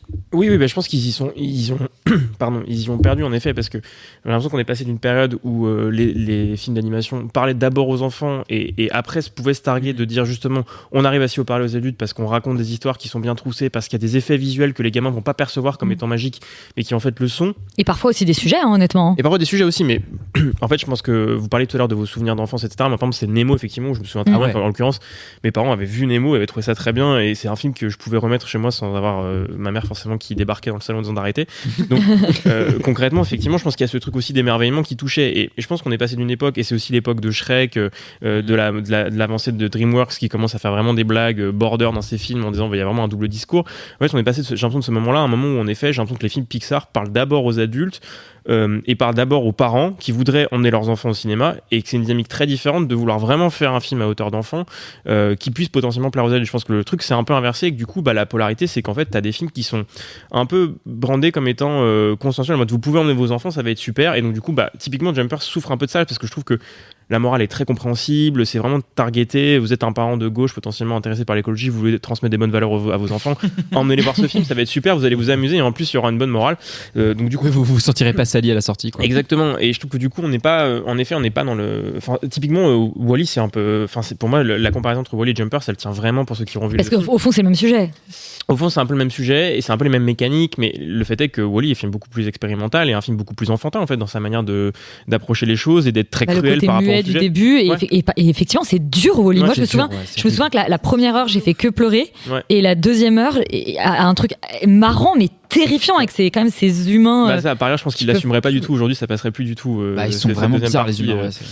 Moi, je me suis ressenti représenté dans Non, mais je pense qu'il y a une grosse partie des studios Pixar qui considérait ça hyper grossophobe aujourd'hui, mais bon, c'était une autre époque. Mais en l'occurrence, je pense qu'ils tentaient des trucs beaucoup plus hardcore à l'époque que maintenant. Mais je pense que là, c'est de la pure conjecture, mais j'ai un peu l'impression que. Mais moi aussi. Hein. Non, mais après, c'est une analyse de ce qu'on reçoit, donc je trouve ça intéressant de le replacer aussi dans ce contexte-là, mais. Nous, on parle beaucoup de nos souvenirs d'enfance quand on a découvert Pixar. Et est-ce que finalement, ils ne sont pas victimes, ou en tout cas sujets au fait que leur public a grandi ? Et qu'en fait, ils doivent aussi... Parce qu'en fait, en réalité, les gens pour qui Pixar était un événement, ce n'est pas les gens qui ont 5-6 ans aujourd'hui. Ah, mais c'est un drôle de pari quand même. C'est-à-dire que tu paries sur le fait que tu n'arriveras pas à convaincre de nouvelles générations. Mais c'est pour ça, c'est peut-être un peu le problème. Tu convaincs tes spectateurs d'hier d'emmener leurs enfants pour renouveler le public, c'est ça l'idée. Potentiellement, aujourd'hui, les gamins sont plus émerveillés par un Flow ou par un Spider-Verse ou par en fait des techniques qui sont plus celles de Pixar. Et juste pour revenir à ce que je dis. Tu sais, ils sont fascinés par Pat' Patrouille surtout. Mais en fait, pour revenir à cette idée-là, c'est de dire que le souvenir de cet émerveillement que tu avais quand tu allais voir Nemo en l'occurrence, c'était un événement en fait. Chaque film Pixar était un événement dingue parce que à la fois c'était une promesse de découvrir une avancée technologique qui est quelque chose que tu n'avais jamais vu à l'écran quand tu étais adulte. J'allais dire quand t'es enfant, l'avancée technologique c'est pas ton premier argument. Alors que quand t'es enfant, c'est un récit sur des petits poissons dans l'eau. Donc il y a un truc et est-ce que finalement ils ne sont pas dans la prison de leur propre nostalgie, de dire en fait les gens qui emmènent leurs enfants aujourd'hui voir Pixar, ils s'attendent à retrouver un peu ce rush que eux avaient quand ils étaient petits, genre ah ouais en fait c'est vrai qu'il y a plusieurs lectures à ce film et moi je me sens bien en le revoyant parce que quand j'étais petit et que quand j'ai vu je sais pas moi Nemo, j'ai vu mes parents en pleurs aussi, donc peut-être que en fait c'est pour ça que ça me parle à moi aujourd'hui. Oui, mais je pense aussi maintenant en fait beaucoup de films d'animation ont cette double lecture, tu vois. Maintenant, c'est devenu un espèce de standard de l'animation et c'est plus du tout les seuls. Ils ont clairement ringardisé toute la production à un moment où ils sont arrivés. Mais il y a un point sur lequel j'aimerais bien revenir, c'est qu'ils disaient donc pas de méchants, et c'est vrai que c'est. Moi, je trouve qu'il y a quand même parfois. Enfin, je trouve que dans Cars, par exemple, il y a quand même un méchant. Je trouve que bon. Est-ce que c'est pour ça que c'est le moins bon Pixar ? Attends, alors tu te tais. En plus, moi, je l'ai vu le jour de la Coupe du Monde 2010, donc le même jour que le coup de boule. Il n'y a pas de méchant dans Ratatouille. 2006, pardon, 2006, le coup de boule. Un méchant dans Ratatouille. Bien sûr qu'il y a le critique qui gigote là. Il y a le chef, il y a le. Oui, mais en fait, le critique, c'est pas un vrai méchant. Alors là où j'allais en venir, c'est qu'effectivement, justement, c'est pas vraiment des méchants, contrairement au chef des Indes dans Mulan de Disney ou à Scar du Roi Lion. Donc, effectivement, c'est pas la même grammaire. N'empêche que dans les deux cas, parce qu'en fait, moi, je trouve qu'il y a de la cruauté dans les anciens Disney. Il y avait en fait quand même de la cruauté dans les anciens Pixar, même si elle était effectivement pas toujours incarnée par un personnage de grand méchant.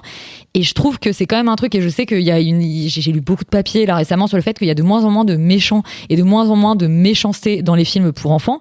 Je pense que c'est un truc qu'on a tous un peu constaté, même en matant des dessins animés avec nos petits cousins, nos neveux, nièces, etc.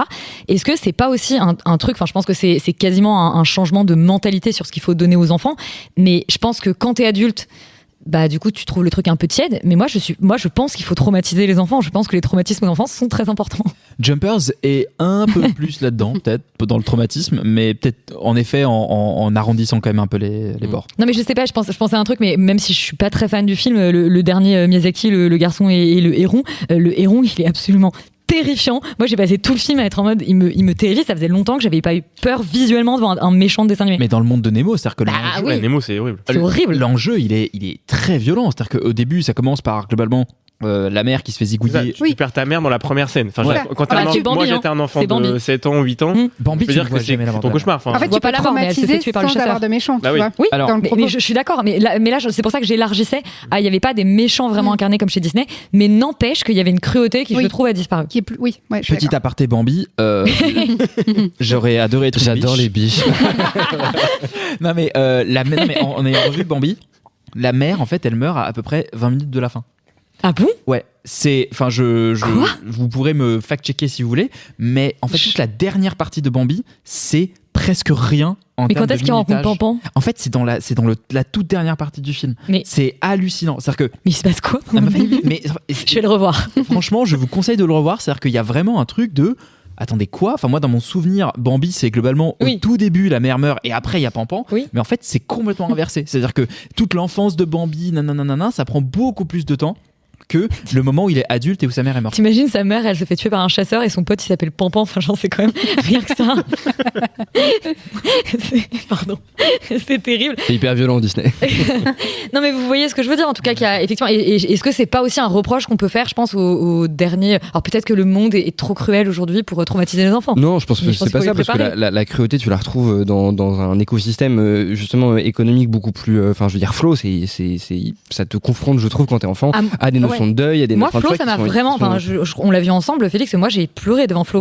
Qui sont fortes, vraiment, c'est sûr. Moi, je pense qu'il y a malheureusement un truc économique qui est symptomatique de l'industrie du divertissement américain de manière générale, et Pixar n'en fait pas exception, où on arrondit tous les angles et le but c'est d'essayer de faire plaisir à tout le monde, de ramener les familles en salle et de se faire de l'argent. Et du coup, à aucun moment, je pense que le contrôle artistique et créatif chez Pixar a disparu. On doit toutes ces règles à John Lancaster. Je veux dire Lancaster, c'est qui Lancaster ? Je sais pas, un autre gars. Voilà, super. C'est un acteur aussi.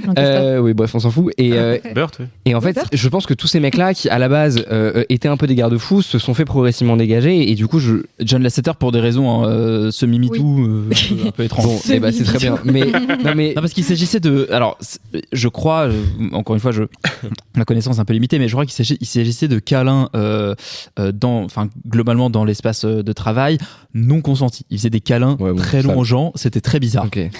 Oh mais ça va, c'est la bande de geeks, c'est collectif, quelle horreur. Non, bon bref, que quelqu'un reprenne ce flambeau de manière clean sans faire de câlins aux gens, s'il vous plaît. Mais c'est le réal de Toy Story qui a repris le flambeau. Non, c'est Pete Docter, qui est aujourd'hui le chef de Pixar, qui est le réal de Vice Versa. En tout cas, vous pourrez nous créditer cette émission pour la création du concept de semi-MeToo. Et qui a fait une déclaration assez bizarre d'ailleurs, Pete Docter récemment là sur en disant on fait pas de politique, on fait que du cinéma. Mais parce que je crois que c'est dans Elio, il me semble, il y avait justement une intrigue homosexuelle qui a complètement disparu. Oui, et qui est toujours. Il y a beaucoup de gens qui l'ont lu en regardant le film. Elle est pas vraiment totalement pris en charge et assumé par la narration, mais les gens. Je veux dire que ce mec-là. Elle aurait été. Je crois qu'il y a des gens de Pixar qui ont parlé en disant qu'elle avait été complètement coupée, en fait, qu'elle était beaucoup plus assumée. Qu'elle était assumée dans la version et aujourd'hui on fait en filigrane. On fait pas des thérapies à 100 000 Oui, mais en fait, c'est hyper drôle que ce soit lui qui dit ça, parce que le mec, c'est littéralement ce qu'il fait dans ses films, parce que c'est extrêmement théorique et conceptuel, et je trouve que justement, tu sens qu'ils sont mal à l'aise avec des choses qui étaient beaucoup plus palpables avant. Enfin, vraiment, ils s'enferment dans un domaine théorique qui fait que du coup, on peut caresser tout le monde dans le sens du poil sans blesser, en fait, parce que t'es plus dans un truc concret. Mais je pense qu'il y a une question aussi de positionnement économique. On en parlait, effectivement, on peut pas s'extraire de ce truc-là. Ils ont été rachetés par un grand groupe, et même avant d'être rachetés par Disney, je pense qu'ils étaient déjà dans une position dominante. Ils avaient déjà, comme tu dis, ringardisé la concurrence.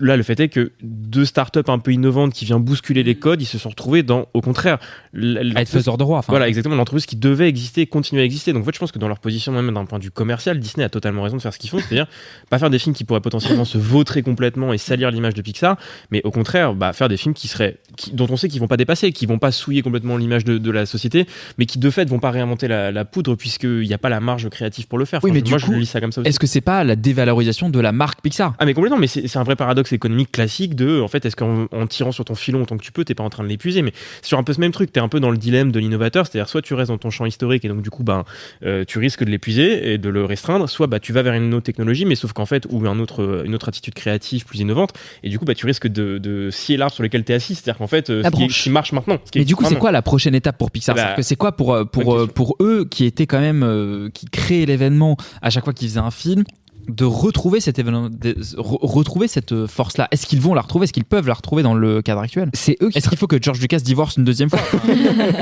c'est que Steve Jobs revienne.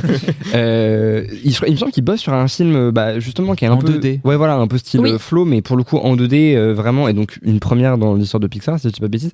Et c'est vrai que c'est rigolo parce que tu sens qu'à mon avis ils ont anticipé Spider-Verse, mais qu'ils sont pas autorisés à le faire, et du coup maintenant ils sont un peu ringards là-dessus et qu'ils essaient de se mettre sur ce créneau-là. Mais moi je pense que c'est con.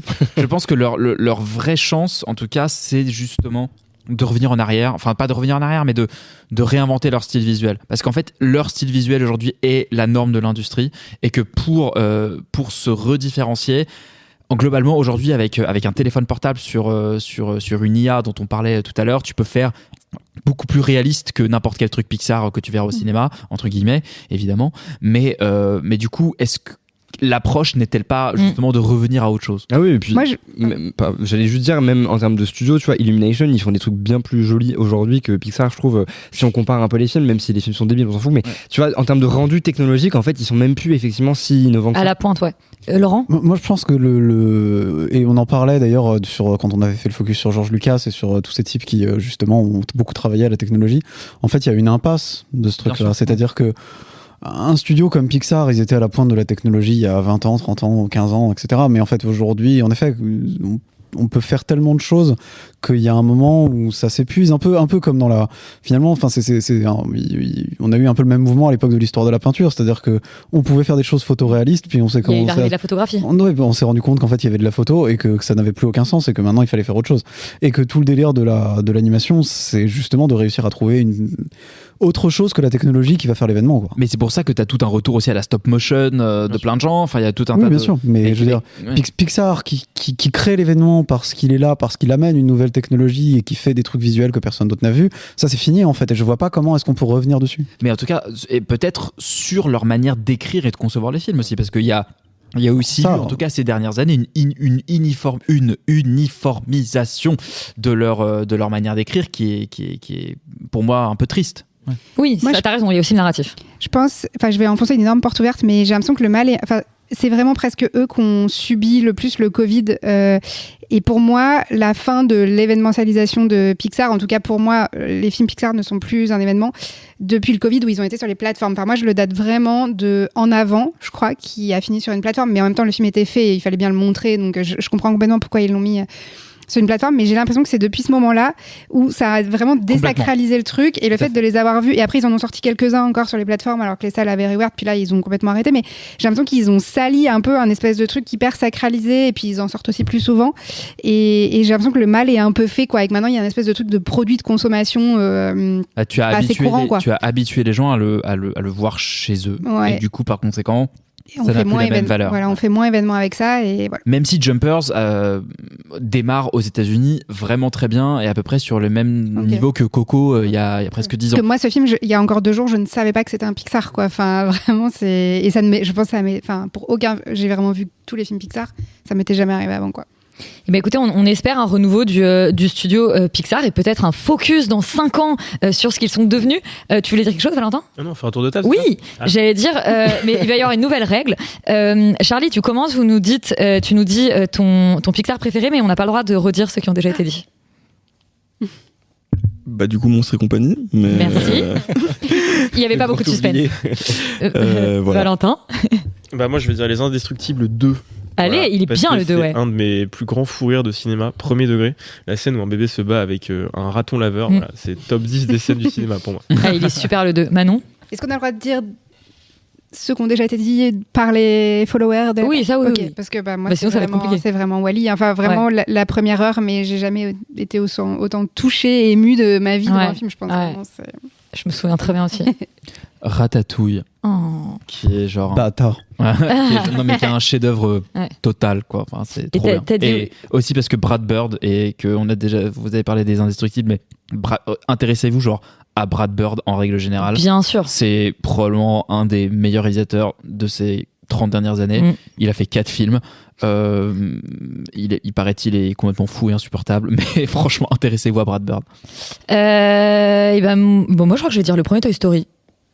Moi, j'aurais dit Mille et une pattes, et sinon un court-métrage qui s'appelle Bao. Ah ouais, il est super bien ce court-métrage. Super tout court-métrage. Ouais. Tout à fait, génial. Et il y a un court-métrage cité par les followers aussi sur les oiseaux et qui est super. Oui, Haute Tension. Il y en a plein, des courts-métrages. Il y a l'Homme Orchestre aussi qui est extraordinaire, je crois. Moi, personne ne va le citer parce que c'est 15-2. Allez, j'ai failli citer le 1 du coup, mais bon. Parce que c'est fou, quoi. C'est une course de voiture et en même temps, c'est une espèce de grand thriller sur l'industrie du pétrole, c'est fou. C'est tellement mieux que F1, hein. Un moment, disons les termes. T'as toujours voulu être une voiture, en fait. Moi, en vrai, un peu. Hein. Je ne sais pas quoi faire de cette information. T'es solidariste de ces propos directs. Mais du coup, maintenant, j'ai envie de savoir quel modèle et tout. Enfin bref, ça ne va pas. Le castor et la voiture, on va vous apprendre. Du coup, je me suis fait piquer Ratatouille, mais donc je vais dire Le Monde de Nemo, qui est quand même un putain de film. Ok. Et très bien. Très bien pour tous ces films. Évidemment. Aussi pour les tortues dans Le Monde de Nemo qui sont trop cool. Ouais, bien sûr. T'imagines, elles ont leur maison sur leur dos et tout, ça a l'air trop bien. Eh bien, écoutez, n'hésitez pas à réagir sur le focus et à nous dire quel animal vous auriez aimé être dans l'univers Pixar. On embraye avec notre 3e débat du jour, c'est Little Trouble Girls de Urska Djuvic.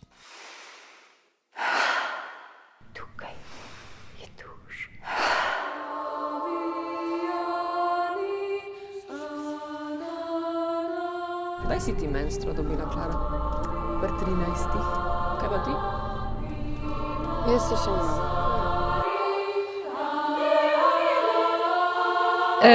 Mais donc Little Trouble Girls, c'est l'histoire de Lucia, qui est une jeune fille introvertie qui rejoint la chorale de son école et se lie d'amitié avec Anna Maria, qui elle est populaire et séduisante. Confrontée à un environnement inconnu et à l'éveil de sa sexualité, Lucia commence à remettre en question ses croyances, perturbant l'harmonie du cœur. Charlie. C'est très bien. Le film est très bien, tu veux dire ? Très beau film. Ouais, en fait, pour moi, il y avait vraiment tout sur le papier d'espèce de film coming of age un peu chiant. Moi, tous les trucs avec des métaphores religieuses et tout, c'est ma bête noire. Je déteste Menteur, ça. t'adores Évangélion. Et ouais, mais Évangélion, c'est pas pareil. Non, mais c'est autre sujet. C'est plus subtil. Non, mais des trucs un peu premier degré, en mode, tu vois déjà la bande-annonce. T'aimes Lost aussi, qu'est-ce que tu racontes ? Non, mais je crois que je sais plus c'est dans quoi. Je crois que c'est dans Tonnerre sur les tropiques. Il y a une espèce de fausse bande-annonce et tout sur une espèce d'histoire d'amour entre deux prêtres et tout. Ouais, vraiment, voilà. Moi, vraiment, quand on me présente un truc, je vois ça. En fait. Et vraiment pas envie. Avec Robert Downey Jr. Enfin, c'est incroyable. Elle est incroyable cette fausse bande-annonce. Il y a Tobey Maguire aussi qui est dedans. Et non, et là c'était juste très bien, c'est juste très beau. Je trouve que les personnages sont bien jaugés, c'est-à-dire que la fameuse fille qui devait être la fille populaire, un peu peste et tout, je trouve qu'elle est hyper bien écrite, hyper subtile. Je trouve que tous les moments un peu on va dire contemplatifs, qui pourraient être un peu redondants ou un peu trop vus sont très très bien jaugés. Je trouve que tous les moments où il y a beaucoup de jeux sur la respiration, parce qu'en fait elles sont une espèce de chorale, donc il y a beaucoup de jeux sur la respiration, sur le chant, sur le souffle, qui bien sûr est teinté de sous-texte et de sensualité, mais je trouve que c'est bien fait. Je trouve qu'il y a des tas d'idées visuelles qui marchent très bien, ou des fois en un plan elle nous fait comprendre aussi, parce qu'en fait je pense que c'est une réalisatrice qui a conscience que son spectateur a vu plein de films. C'est un premier long métrage d'ailleurs. Et franchement c'est assez dingue. A vu plein de films, donc elle prend pas son spectateur pour un con. Ça c'est très très chouette.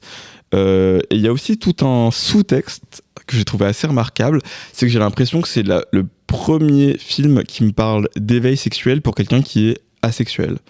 C'est-à-dire qu'il y a vraiment tout un espèce de jeu où on sait pas trop si elle est attirée par les filles, on sait pas si elle est trop attirée par les garçons, et en fait vers la fin il y a tout un rapport à la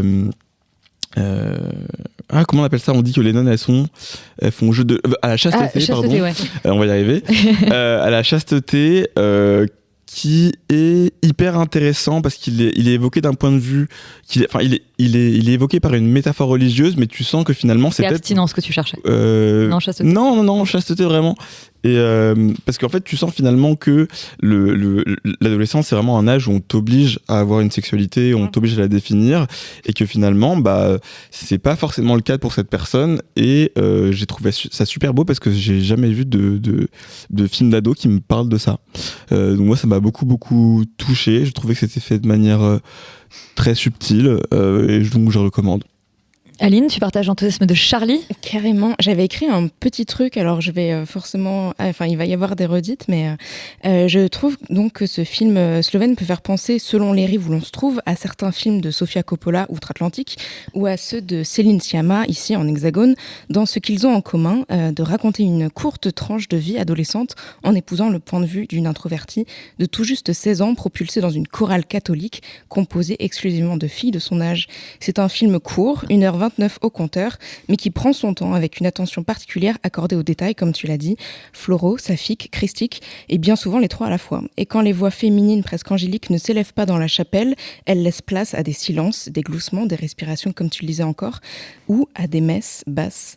Et ce qui fait du bien dans ce film, c'est à la fois ce female gaze qui est convoqué, Lucia, incarnée par, j'espère ne pas trop écorcher son prénom, Jara Sofija Ostan, regarde, mais elle regarde vraiment, elle fixe les choses, les filles, les hommes, souvent rêveuses, et elle devient à son tour le centre de l'attention. De ses camarades et de son prof de chorale s'étonnent de la voir perpétuellement dans la lune pour le plus grand plaisir d'une caméra qui saisit son trouble et magnifie sa fascination. Mais par quoi diable l'attention de Lucia est-elle captivée ? Eh bien par son nouvel entourage au sein d'un lieu peu ordinaire qui va abriter la majeure partie du film. Il s'agit d'un couvent où la chorale pose ses bagages pour répéter ses cantiques le temps d'un stage de quelques jours. Le lieu est en travaux et des ouvriers le réparent. On nous apprend qu'il ne parle pas un traître mot de slovène et il s'affaire donc à le remettre en état avant d'aller piquer une tête dans le cours d'eau tranquille, comme une sorte de rituel tacite à chaque fin de journée. Coucou l'inconnu du lac au passage. Et ce qui est intéressant, c'est que la barrière de la langue n'empêche en rien les regards de se rincer l'œil, qu'ils soient furtifs à la dérobée ou franchement appuyés. Ces échanges de yachts se font de plus en plus fréquents et le désir de Lucia se forge paradoxalement progressivement depuis sa position d'observatrice vers un infini, un au-delà peut-être, car pour l'heure, comme tu le disais Charlie, elle est toujours cloîtrée dans un couvent. Et si sa bande d'amis girl tente de la pousser vers sa propre exploration sexuelle et des fantasmes mainstream qu'elle lui soumettent, Lucia a le calme olympien et la sagesse de ne pas céder à des pulsions juste dans le but de s'intégrer au groupe et d'avoir les mêmes critères, les mêmes envies, les mêmes attirances que tout le monde. Et si elle ne semble pas encore tout à fait avoir cerné son terrain de jeu, elle est déjà en bonne voie pour s'affranchir des carcans et regarder plus loin encore, et ça, je trouve que ça la rend plutôt courageuse et surtout sacrément cool. Bon vous nous recommandez à fond ce Little Trouble Girl donc et je suis pas je suis vraiment pas allé voir le bon film aujourd'hui moi. Non, pas du tout, et je crois qu'il est pas extrêmement distribué, donc si vous voulez aller le voir, à mon avis entre guillemets, dépêchez-vous un petit peu d'aller le voir. Effectivement, mon pauvre Yuri qui a vu le crime du 3e étage à la place de ce film-là. Et tu as vu un autre film, c'est Le Testament d'Anneli de Mona Fartvold. Vraiment, je suis pas aidée. Bande annonce.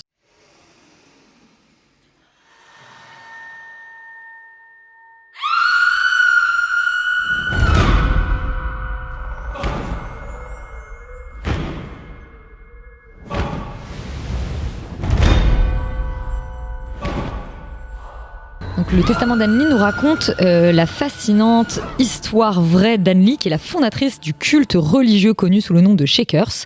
Cette prophétesse passionnée qui prêchait l'égalité entre les genres et la justice sociale était adorée par ses fidèles. What? Valentin. Ça, c'est le pitch officiel. Bah, il est faux. C'est super. C'est du flan. C'est n'importe quoi. C'est pas vrai. Oui, mais moi je comprends pourquoi c'est écrit comme ça. C'est-à-dire que quelqu'un qui a vu le film, ou qui en tout cas se base sur le film pour raconter l'histoire de cette meuf, potentiellement il le pitch comme ça. Je trouve que ça fait partie des problèmes. Ah, je sais pas, oui, non. Bon, ok. Non, bah oui. C'est un personnage réel, on va le dire, c'est un biopic, cette Anne Lee a réellement Oui, existé. exactement, elle a vraiment existé. Elle est vraiment, en fait, elle est vraiment effectivement, comme il le dit, issue des. Enfin, c'est elle qui a fondé le mouvement des. C'est pas elle qui l'a fondé. En fait, c'est pas elle qui l'a fondé.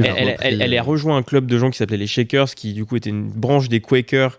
Donc une branche sectaire anglicane au départ, des gens qui du coup pensaient qu'ils pouvaient communiquer avec Dieu globalement dans des transes où ils gigotaient dans tous les sens. Par la danse, fait de shaker. Exactement, d'où leur nom. Et donc ils sont partis après aux États-Unis. Ça raconte la trajectoire de cette femme-là. Ce que je trouve intéressant comme sujet, après, moi il y a plein de trucs qui m'ont laissé très perplexe. Déjà je trouve que le film est globalement un peu chiant parce que très répétitif. C'est-à-dire qu'il a pour volonté vraiment de montrer ces transes-là. Il est un peu fasciné par son objet. Et au départ, il essaie de te mettre dans une ambiance très gothique pour te parler de ça. Et moi, je m'attendais à un vrai thriller, un truc qui viendrait progressivement comme ça entouré. Et en fait, je trouve que c'est un peu du flan tout le temps.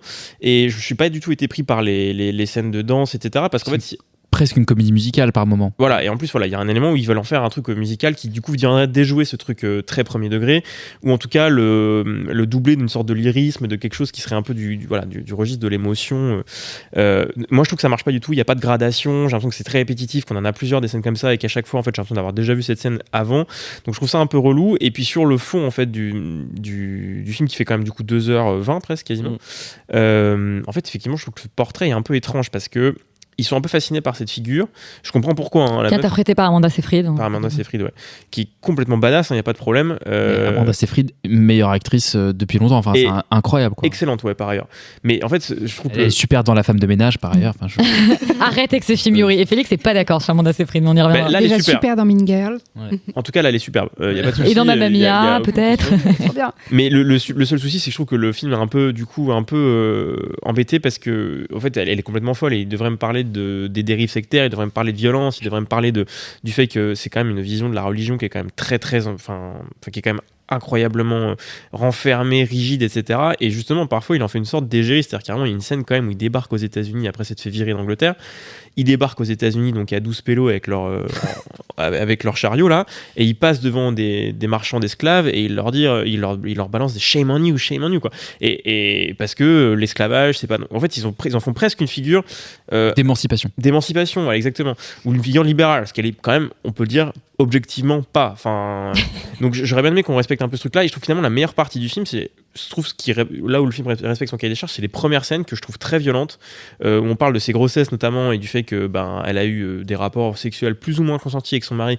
Et par ailleurs, le film laisse à penser qu'ils sont tombés amoureux. Tu parles de demi-MeToo ? Tu parles d'un demi-MeToo ? Là, je pense qu'on est sur plutôt un MeToo d'époque. C'est-à-dire que je pense qu'il faut remettre dans le contexte, mais objectivement, c'était pas bien. Parce que le film laisse à penser qu'ils se sont tombés amoureux. En fait, pas du tout. En lisant le truc, tu te rends compte que c'est son père qui l'a forcé à se marier. Par contre, le film n'est pas ambigu du tout sur le fait qu'elle est pas d'accord pour avoir des rapports sexuels avec lui dès le départ et que du coup, elle tombe 4 fois enceinte, que c'est horrible. Et il y a une scène typiquement d'accouchement qui se passe mal, qui est un peu frontale et qui, je trouve, va là où le film aurait dû aller, c'est-à-dire aller vers un espèce de récit très poisseux, sanglant de pourquoi une meuf pète un câble et devient complètement sectaire, justement du fait de cette histoire-là qui est très violente. Et là, il en aurait peut-être paradoxalement fait plus une figure d'émancipation en misant sur le fait que c'est aussi potentiellement un récit féministe d'une certaine manière. Mais là, il le traite pas trop, ça dure 20 bonnes minutes et après, c'est que la religion, quoi. Et ça, moi, ça m'intéresse pas. Et alors, je vais peut-être donner la parole à Laurence, que je crois que t'es celui qui a le plus aimé quand même le film, parce que Félix et Yuri, je crois que vous avez vraiment pas aimé le testament d'Anne Lee. Est-ce que tu rejoins l'analyse de Valentin ? C'est compliqué. C'est-à-dire que si on s'intéresse au film d'un point de vue, on va dire, entre guillemets, formel, c'est-à-dire qu'est-ce que c'est, est-ce que ça marche, est-ce que c'est bien fait, est-ce que c'est pas bien fait, je trouve que dans l'ensemble, les scènes, enfin, je trouve que dans l'ensemble le film est pas trop mal fait, à part peut-être dans sa narration qui est un peu plan-plan parce que ça souffre des problématiques de biopic où en fait on va de sa naissance à sa mort et on va raconter des trucs et donc c'est vrai qu'il y a des moments de flottement, ça dure 2h20, c'est clairement un peu long. En effet, ça se répète un peu, ça je suis assez d'accord. Il y a pas mal de problèmes en fait de ce point de vue-là qui font que le film est pas une claque, est pas le chef-d'œuvre que peut-être ça aurait peut-être pu être, mais qu'il pense être. Qu'il pense être peut-être. Moi, par contre, je sauve quand même, d'une manière générale, visuellement la photo, que je trouve quand même assez jolie. Je trouve que les scènes de danse, moi, je les trouve assez immersives et elles marchent sur moi. Je trouve qu'au contraire, le rapport qu'ils ont avec tous ces hymnes religieux et cette danse et ce truc est visuellement assez frappant. Et donc, d'un point de vue de spectateur qui regarde ça, je trouve ça réussi, bien fait, d'autant que c'est très bien joué. Donc, dans l'absolu, c'est pas mal. Moi, ce qui m'intéresse, en vrai, dans ce film, et ce que je trouve c'est le parti pris qu'il a justement autour de parler de cette religion. Et je suis d'accord que c'est assez spécial. C'est-à-dire que, en effet, c'est une secte quand même très badante de gens excessivement chelous. Le film est quand même bourré d'une espèce de voix off parce que justement tout le parti pris du film, c'est qu'il est raconté via le point de vue d'une des disciples, une des adeptes de la religion, qui n'est pas du coup le personnage d'Amanda Seyfried, Anne Lee, quelqu'un d'autre, dont j'ai oublié le nom, mais et qui est joué par Thomasine McKenzie. Thomasine McKenzie, qu'on voit pas tant que ça dans le film, mais qui est vraiment bien. Et en fait, on va nous parler de cette religion-là qui a un rapport, on va dire, à la spiritualité, à la foi, qui est genre très spécial, assez terrifiant et hyper actuel. C'est-à-dire que moi, je trouve que ce truc de montrer des gens qui vont atteindre une espèce de transcendance parce qu'ils sont dans des transes physiques, parce qu'ils ont un rapport très physique en fait et très communautaire à ce rapport à Dieu là, et je trouve assez flippant, et en même temps un phénomène que j'ai l'impression de voir de plus en plus. Et je trouve que le traiter via le point de vue de quelqu'un qui ne va pas justement chercher à en dire du mal et à le montrer comme une dérive sectaire, mais au contraire à se mettre sur le point de vue de quelqu'un qui se fait avoir par ça, je trouve que c'est un point de vue qui est vachement intéressant. C'est pas complètement nouveau en réalité, parce que le fait est que c'est un peu le même dispositif que dans Midsommar, en vrai, avec un style de film que je trouve très différent. Mais dans l'absolu, je trouve que le projet est vraiment intéressant, je trouve que le parti pris du projet sur son sujet est hyper intéressant.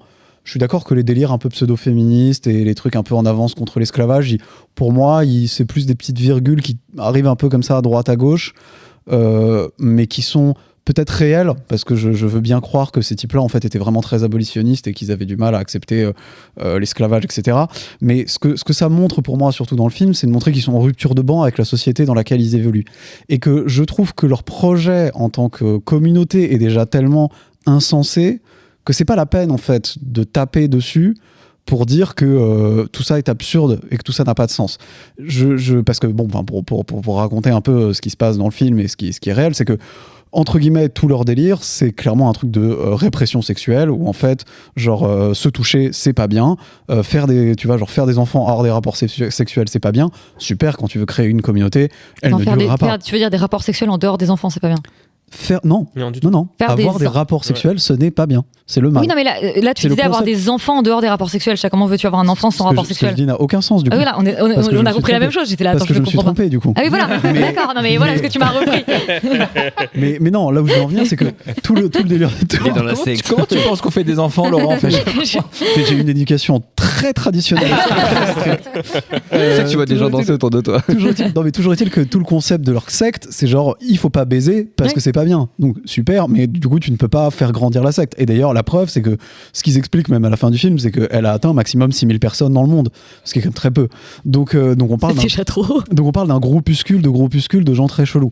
Et qu'en fait, en le montrant par la vision de quelqu'un qui lui en fait partie, je trouve que tu décodes ces mécaniques sectaires d'une manière que je trouve assez douce et plus subtile, et que ça donne un point de vue intéressant sur tout ça. Donc honnêtement, je trouve que le projet est intéressant. Je suis d'accord qu'il n'est pas forcément toujours très bien réussi et qu'il y a des trucs qui sont pas forcément hyper bien dosés, mais dans l'absolu, on va dire le niveau de qualité formelle est tel que je trouve que on passe plutôt dans la catégorie des bons films, et le sujet fait que ça rend le truc vraiment intéressant, ça rend l'objet intéressant en tout cas pour moi.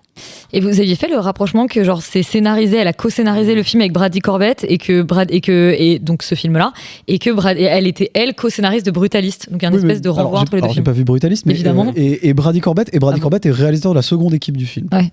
Ils sont en couple. D'autant que quand même c'est un film qui a 10 millions de budget. Honnêtement, je ne vois pas comment ils ont fait un film à 10 millions de budget comme ça. Mais ils sont partis en Hongrie, ils ont sous-payé les gens. Bah peut-être. Félix, t'avais déjà pas aimé Brutalist, donc c'est mon ami non plus. C'est l'Elevetti de cinéma en fait. C'est les gens qui pensent faire des grands films. En fait, ils accouchent de trucs super cons. En fait, sans avoir de rapport sexuel. Sans avoir de en plus, au moins Brutalist mettait des viols pas du tout justifiés. Et tu vois, c'était plus intéressant. Waouh, c'est vrai. C'est pas vrai. Non mais je suis d'accord avec toi sur le côté. On va prendre le point de vue de quelqu'un qui narre et qui est dans la secte et tout. Le problème, c'est que je trouve qu'il y a aucune tension narrative comme visuelle entre la voix off et les images. Je trouve que en fait la voix off commente les images et c'est tout. Et du coup, je trouve ça super dommage parce que, au contraire, j'aurais trouvé ça hyper intéressant de voir comment ces gens essayent de nous vendre cette meuf comme une espèce de révolution, d'icône féministe, etc. Et comment en fait la réalité est beaucoup plus trouble, parce que je pense très sincèrement que le point de vue de se dire qu'elle a été quand même très progressiste sur certaines choses et qu'en même temps elle est complètement tarée et a des dérives hyper autoritaires et anti-liberté, c'est hyper important à préserver. C'est le cas de beaucoup de sectes qui sont très en avance sur certains sujets, notamment l'écologie. Cette ambivalence-là en fait n'existe jamais dans le film. J'ai l'impression que Raël notamment. Enfin.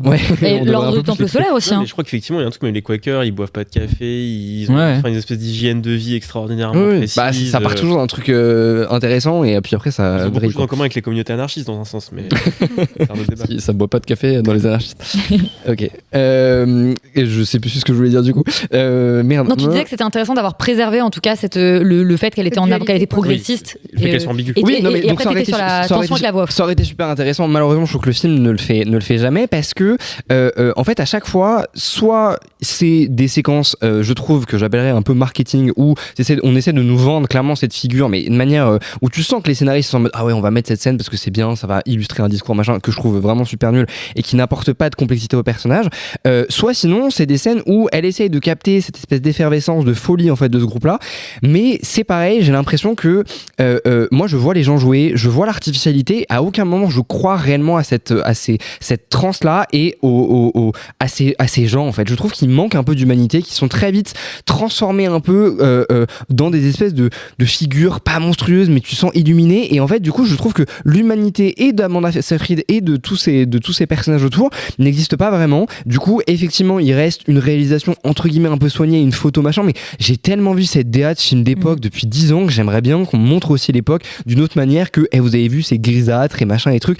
Ok, mais bon, Frankenstein avait la même DA, un peu filmé comme Hamlet, The Witch, exactement, et voilà, j'aimerais qu'on évolue un peu là-dessus, qu'on arrête le côté naturaliste très contraste bidule et qu'on aille vers autre chose, parce que je trouve pas ça très intéressant et je trouve finalement la mise en scène plus décorative qu'autre chose, exactement comme The Brutalist finalement. Et t'as pas pensé à Midsommar toi par contre? Bah non, Midsommar est un film plus intéressant. Non mais t'y penses un peu, mais je veux dire, je trouve Midsommar beaucoup plus abouti en termes de sujet plus que de DA. Yuri? Alors, moi je suis globalement team Félix sur ce film et team Valentin. Vous êtes tous des philistins de toute façon. En fait, je trouve que globalement c'est une fiction audio France Culture. C'est-à-dire que s'il y a un truc où...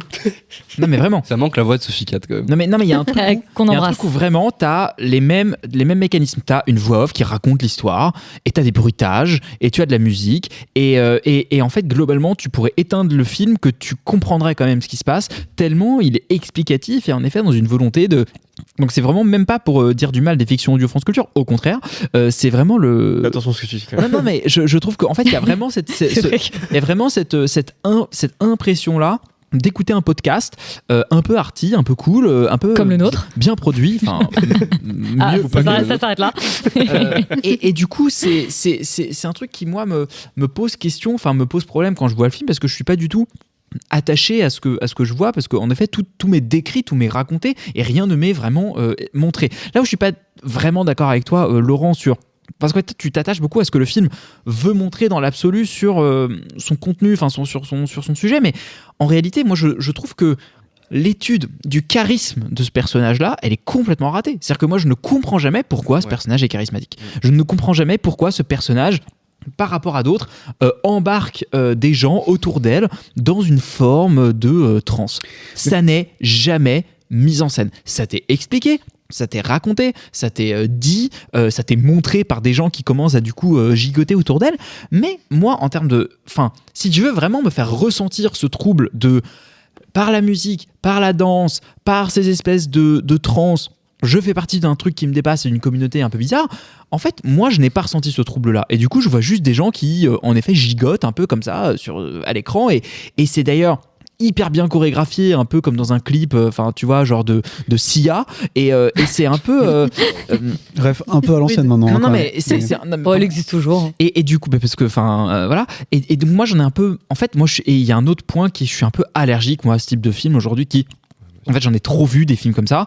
Et il y a un côté où, en fait, dès que le film commence et dès qu'au bout d'une demi-heure, j'ai compris ses intentions, je pense que j'y suis hyper réticent. Donc peut-être que ça fait que mon regard est un peu trop, peut-être dur par rapport à ça, parce que en fait, c'était vraiment des films américains qui nous arrivent, qui font des films d'auteur, mais plutôt des films de auteur, et qui mettent en fait le auteur avant le film, quoi. C'est-à-dire qu'il y a un côté où, genre, en fait, ils font pas un film, ils font un truc ils pensent d'abord au statement d'auteur qu'ils vont faire avant de penser au film qu'ils vont faire. Et moi, c'est un truc qui me dérange de plus en plus dans le cinéma indépendant américain et qui fait que une des raisons pour lesquelles il est, pour moi aussi, un peu en perdition depuis quelques temps.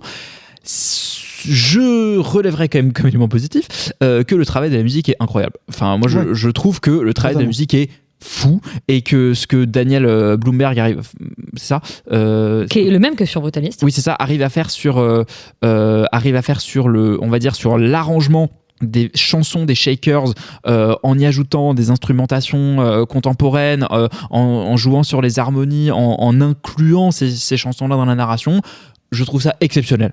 Techniquement, c'est exceptionnellement bien fait. Après, voilà. Moi, je trouve que c'est un point d'explication ou de frustration peut-être potentiellement. C'est-à-dire que justement, cette volonté de représenter les trans qui sont quand même nombreuses à chaque fois par le biais d'une chanson et en fait de recouvrir le son d'ambiance par la musique, de la faire justement être très bien produite, très bien arrangée comme tu viens de le dire. Je trouve que c'est un choix qui est intéressant mais que j'aurais pas fait en fait intuitivement. J'aurais préféré en fait être avec eux et être dans l'espèce de malaise, de trucs discordants, etc. En fait, il fait le choix contraire et je trouve ça intéressant. Je pense que ça reflète un peu bien là où situe le film, c'est-à-dire qu'il est propre, quoi. Il est clean et du coup ça a des bons côtés, c'est-à-dire qu'effectivement la musique parfois c'est assez génial, notamment le côté un peu malaisant justement d'avoir un truc très bien orchestré alors que de base c'est quand même des chansons de sauvages chantées par 12 pecnos encore une fois dans des églises en bois, mais en fait j'aurais bien aimé en fait avoir ça moi, voilà. Et donc du coup il y a un choix de fait quand même. Tu voulais dire quelque chose, Laurent ? Non. Clairement, en fait, le truc, c'est qu'on n'a pas la même appréciation sur ce qu'on a vu, mais je pense qu'on a un peu vu la même chose. C'est-à-dire qu'en effet, il y a des défauts, en effet, il y a des trucs. Il y a des gens qui font. C'est juste qu'il y a des choses qui, moi, m'irritent moins, clairement, que vous, et qu'il y a des trucs qui, moi, m'intéressent, qui vous intéressent pas trop. Globalement, c'est un peu comme ça que je résumerais ce qu'on en pense. Ce qui fait que nos positions sont totalement irréconciliables. C'est pas très grave, mais c'est comme ça. Bah écoute, comme ça, nos auditeurs peuvent aller se faire leur avis en salle. On vous a recommandé Jumpers et Little Trouble Girl et on vous a dit de surtout pas aller voir Le Crime 3e étage sur le Testament d'Henley. Nous sommes divisés, nos rangs sont divisés. Avant la fin de l'émission, c'est l'heure de la carte blanche. J'ai réfléchi à ce que tu m'avais dit l'autre jour. J'ai passé la moitié de la nuit à y réfléchir. Et puis j'ai eu un flash. Et cette semaine, c'est toi Charlie à qui on fait carte blanche et tu nous parles du film d'animation français Mars Express qu'on aime beaucoup autour de cette table. Yes. Alors, en tant que token racisé 9.3 de cette émission, la seule école de cinéma que j'ai pu faire parce qu'elle est gratuite et que je suis pauvre, c'est l'école de la Cité, une école accessible créée par Luc Besson, connue pour des trucs chouettes comme rendre accessible le cinéma à des gens comme moi, Le 5e élément et une quantité innombrable de films taxi, et pour des trucs moins chouettes comme Valérian, Arthur Malédiction ou une autre quantité aussi innombrable d'agressions S, comme on les appelle aujourd'hui dans la dystopie dans laquelle nous vivons. Pendant ma scolarité à l'école de la Cité, on nous a demandé de penser, écrire et réaliser le cinéma de divertissement de demain. Ce qui m'a beaucoup dérangé, c'est l'impression que la question qu'on m'a posée, c'était plus comment faire du cinéma français aussi bien que le cinéma américain. Plutôt que de se poser la question, qui pour moi était essentielle, c'est quoi les codes du nouveau cinéma français ? Donc, plutôt que de demander l'approbation de nos voisins d'outre-Manche, ce serait bien qu'on commence à définir les choses par nous-mêmes. Et donc, Pour vous, aujourd'hui, j'ai tenté de définir ce qui pourrait être les codes du divertissement grand public à la française du futur, et ce, grâce à un film qui m'a vraiment beaucoup touché dans sa manière de le capter, qui s'appelle Mars Express, et qui est un film de SF bien franchouillard. Ouais. C'est un film de Jérémy Perrin, sorti en 2023, où l'on suit une enquête entre la Terre et Mars, la traque d'une hackeuse dans un monde futuriste par 2 inspecteurs de police. Et donc voilà, ça se passe en 2200 à peu près. Ça pourrait faire penser à du Ghost in the Shell, et pourtant j'ai pas eu l'impression de voir une espèce de pâle copie de Ghost in the Shell. Donc du coup, je vais essayer un peu d'opposer des règles de cinéma américain / cinéma français. C'est parti. Donc du coup, pour moi, chez les Américains, on a un imaginaire qui est très standardisé et efficace, là où chez les Français, on a une espèce de paysage qui est fait de terroir et de bureaucratie. En gros, si on compare Fast and Furious à Taxi, donc 2 films avec des voitures qui courent vite, on voit qu'il y en a un qui est bien moins générique que l'autre. Par exemple, de mémoire, je pourrais pas vous dire dans quelle ville des États-Unis le premier est, alors que le deuxième, je sais que c'est dans Marseille bébé.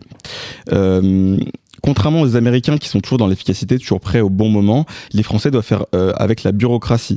Dans Mars Express, à un moment, un des personnages doit, pour progresser dans l'enquête, faire une mise à jour qui prend des plombes, et c'est à la fin de cette mise à jour qu'il se rend compte que sa mémoire est saturée, donc il va devoir tout recommencer au début. Ça nous arrive à tous, ça nous arrive tout le temps quand on est pressé, mais pas à Tom Cruise. Tom Cruise, il a toujours le dernier iPhone avec la dernière mise à jour parce qu'il a les moyens. Nous, on est toujours fauchés et soumis aux injonctions de politesse française. S'il y a le pot de départ de Dédé qui est dans le service depuis 60 ans, la petite Agnès, elle peut bien crever dans un cachot, le policier finira quand même la soirée la chemise ouverte à faire la chenille plutôt que d'enquêter. Et en plus, on va te mettre un petit Kavinsky planant pour que ce soit beau et mémorable. D'ailleurs, on va parler de la deuxième règle, puisque là on a parlé de l'espace et là on va parler de la temporalité. Je vais repasser sur mon petit Tom Cruise. Dans Mission Impossible, on ne se pose jamais. Tout est au poil de cul près, alors qu'ici, en France, la vie est vachement plus lente. Pas besoin de mettre les potards à sang comme les Américains pour rendre un truc stylé avec des chorés entraînantes comme dans High School Musical. C'est enchanteur, ça vous porte, c'est bien fait. Un émerveillement à l'américaine efficace autant que sa façon d'être filmé, que dans son exécution. Nous, les Français, on n'a pas les moyens, mais on a des idées. Et on a inventé l'exception culturelle française, un principe qui dit que tout ce qu'on fait est bien et plus cool que les autres, alors que ça ne repose sur rien tangible. Et du coup, il nous suffit de poser un petit néon et une boule à facettes, et tant qu'on a une petite musique French Touch, c'est beau, c'est stylé. Face à un James Bond efficace, et sûr de lui et sans faille, Aline Ruby est une détective alcoolique et blasée. Son collègue est la réplique numérique d'un homme violent dont on a téléchargé une copie virtuelle dans un corps robotique pour qu'il continue à exister. Et en fait, on se dit que dans un monde où les robots sont aussi avancés, on pourrait enlever numériquement nos défauts, mais on voit bien que là, ces traits très humains sont toujours dans le robot. Et c'est ça qui est assez extraordinaire avec ces personnages, c'est que je trouve que contrairement aux personnages américains, qui sont toujours un peu le père de la nation, l'adulte à qui on pourrait tout confier, chez les Français, on a l'impression que c'est des grands enfants dans des corps d'adultes. Et ça, on le voit aussi avec une série comme Kaamelott, par exemple. Alexandre Astier va nous dire que la légende d'Arthur s'est sûrement plus passée comme ce que lui a écrit que comme ce que les Américains représentent d'épique, parce que quand on fait une légende, en fait, on magnifie toujours les gens. Et ça, ce que je trouve cool dans Mars Express, c'est que ça nous est aussi donné par l'humour, puisque l'immaturité du personnage principal se métaphorise par son alcoolisme.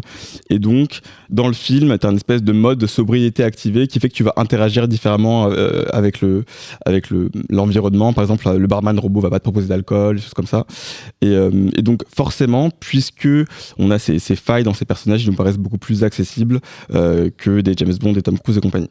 Là où le héros américain est une véritable machine de guerre, le héros français se prend pour un ouf, alors en fait il est un peu pathétique. Et ça on le voit avec l'autre avec un grand A. Le français est stylé dans le regard de ce qui n'est pas français. Tu mets une bouteille de vin dans ton court-métrage de fin d'année, c'est de la piquette. Tu le mets dans le court-métrage de ton correspondant américain, c'est un vin classe, parce que c'est du vin français. Et c'est pour ça que contrairement aux Américains où tout le monde est American, fuck yeah, pour un film français, le cool il est dans la diversité. La diversité cosmopolite. Que ce soit par le jugement, quand nos anciennes colonies se moque de nous dans OSS 117, ou le jugement d'une espèce numérique quand les robots ne nous comprennent pas dans Max Express. C'est l'altérité qui nous permet, en tant que Français, de briller et qui permet de montrer toute la subtilité de ce qu'on est, dans ce qu'il y a de beau et aussi dans ce qu'il y a de pathétique. Et qui dit cosmopolite dit aussi blague raciste. Et ça, on peut continuer à les faire quand c'est bien fait. J'invite tout le monde à regarder Inside Jamel Comedy Club si vous l'avez pas vu. Moi, c'est un truc que je regarde chaque année avec mes potes. C'est un peu comme une espèce de The Office à la française, où il y a une troupe de stand-up. On en a parlé il y a 2 semaines. On en a parlé il y a 2 semaines. Okay, je regarde pas assez l'émission. Et franchement, c'est hardcore en termes de blagues, mais parce que l'auteur et l'autrice qui ont fait ça, qui sont Blanche Gardin et Fabrice Eboué, sont un peu des génies. Ils arrivent à nous donner des personnages qui sont pas parfaits. Et je pense que les Français sont parfaits uniquement dans l'œil d'autres Français, ce qui les rend chiants. Et voilà, la dernière règle, c'est l'opposition entre le fusil de Tchekhov et le nez de Cléopâtre. Le fusil de Tchekhov, c'est une règle qui nous dit que dans un film d'action, tous les détails sont importants. Si on te montre un objet seul, il va être réutilisé plus tard. Eh bien, nous les Français, on n'est pas comme ça. Nous les Français, on aime montrer des petits riens de la vie, des petites choses comme ça. Par exemple, si je devais faire un X-Men à la française, là où dans X-Men on voit que le pouvoir des figurants au début, notamment quand on présente le manoir, et ben là on les verrait dans tout le film. Et même plus encore, c'est le pouvoir d'un des figurants qui nous permettrait de résoudre, on va dire, l'enquête principale. Un pouvoir un peu pourri, un peu comme dans HeroCorp.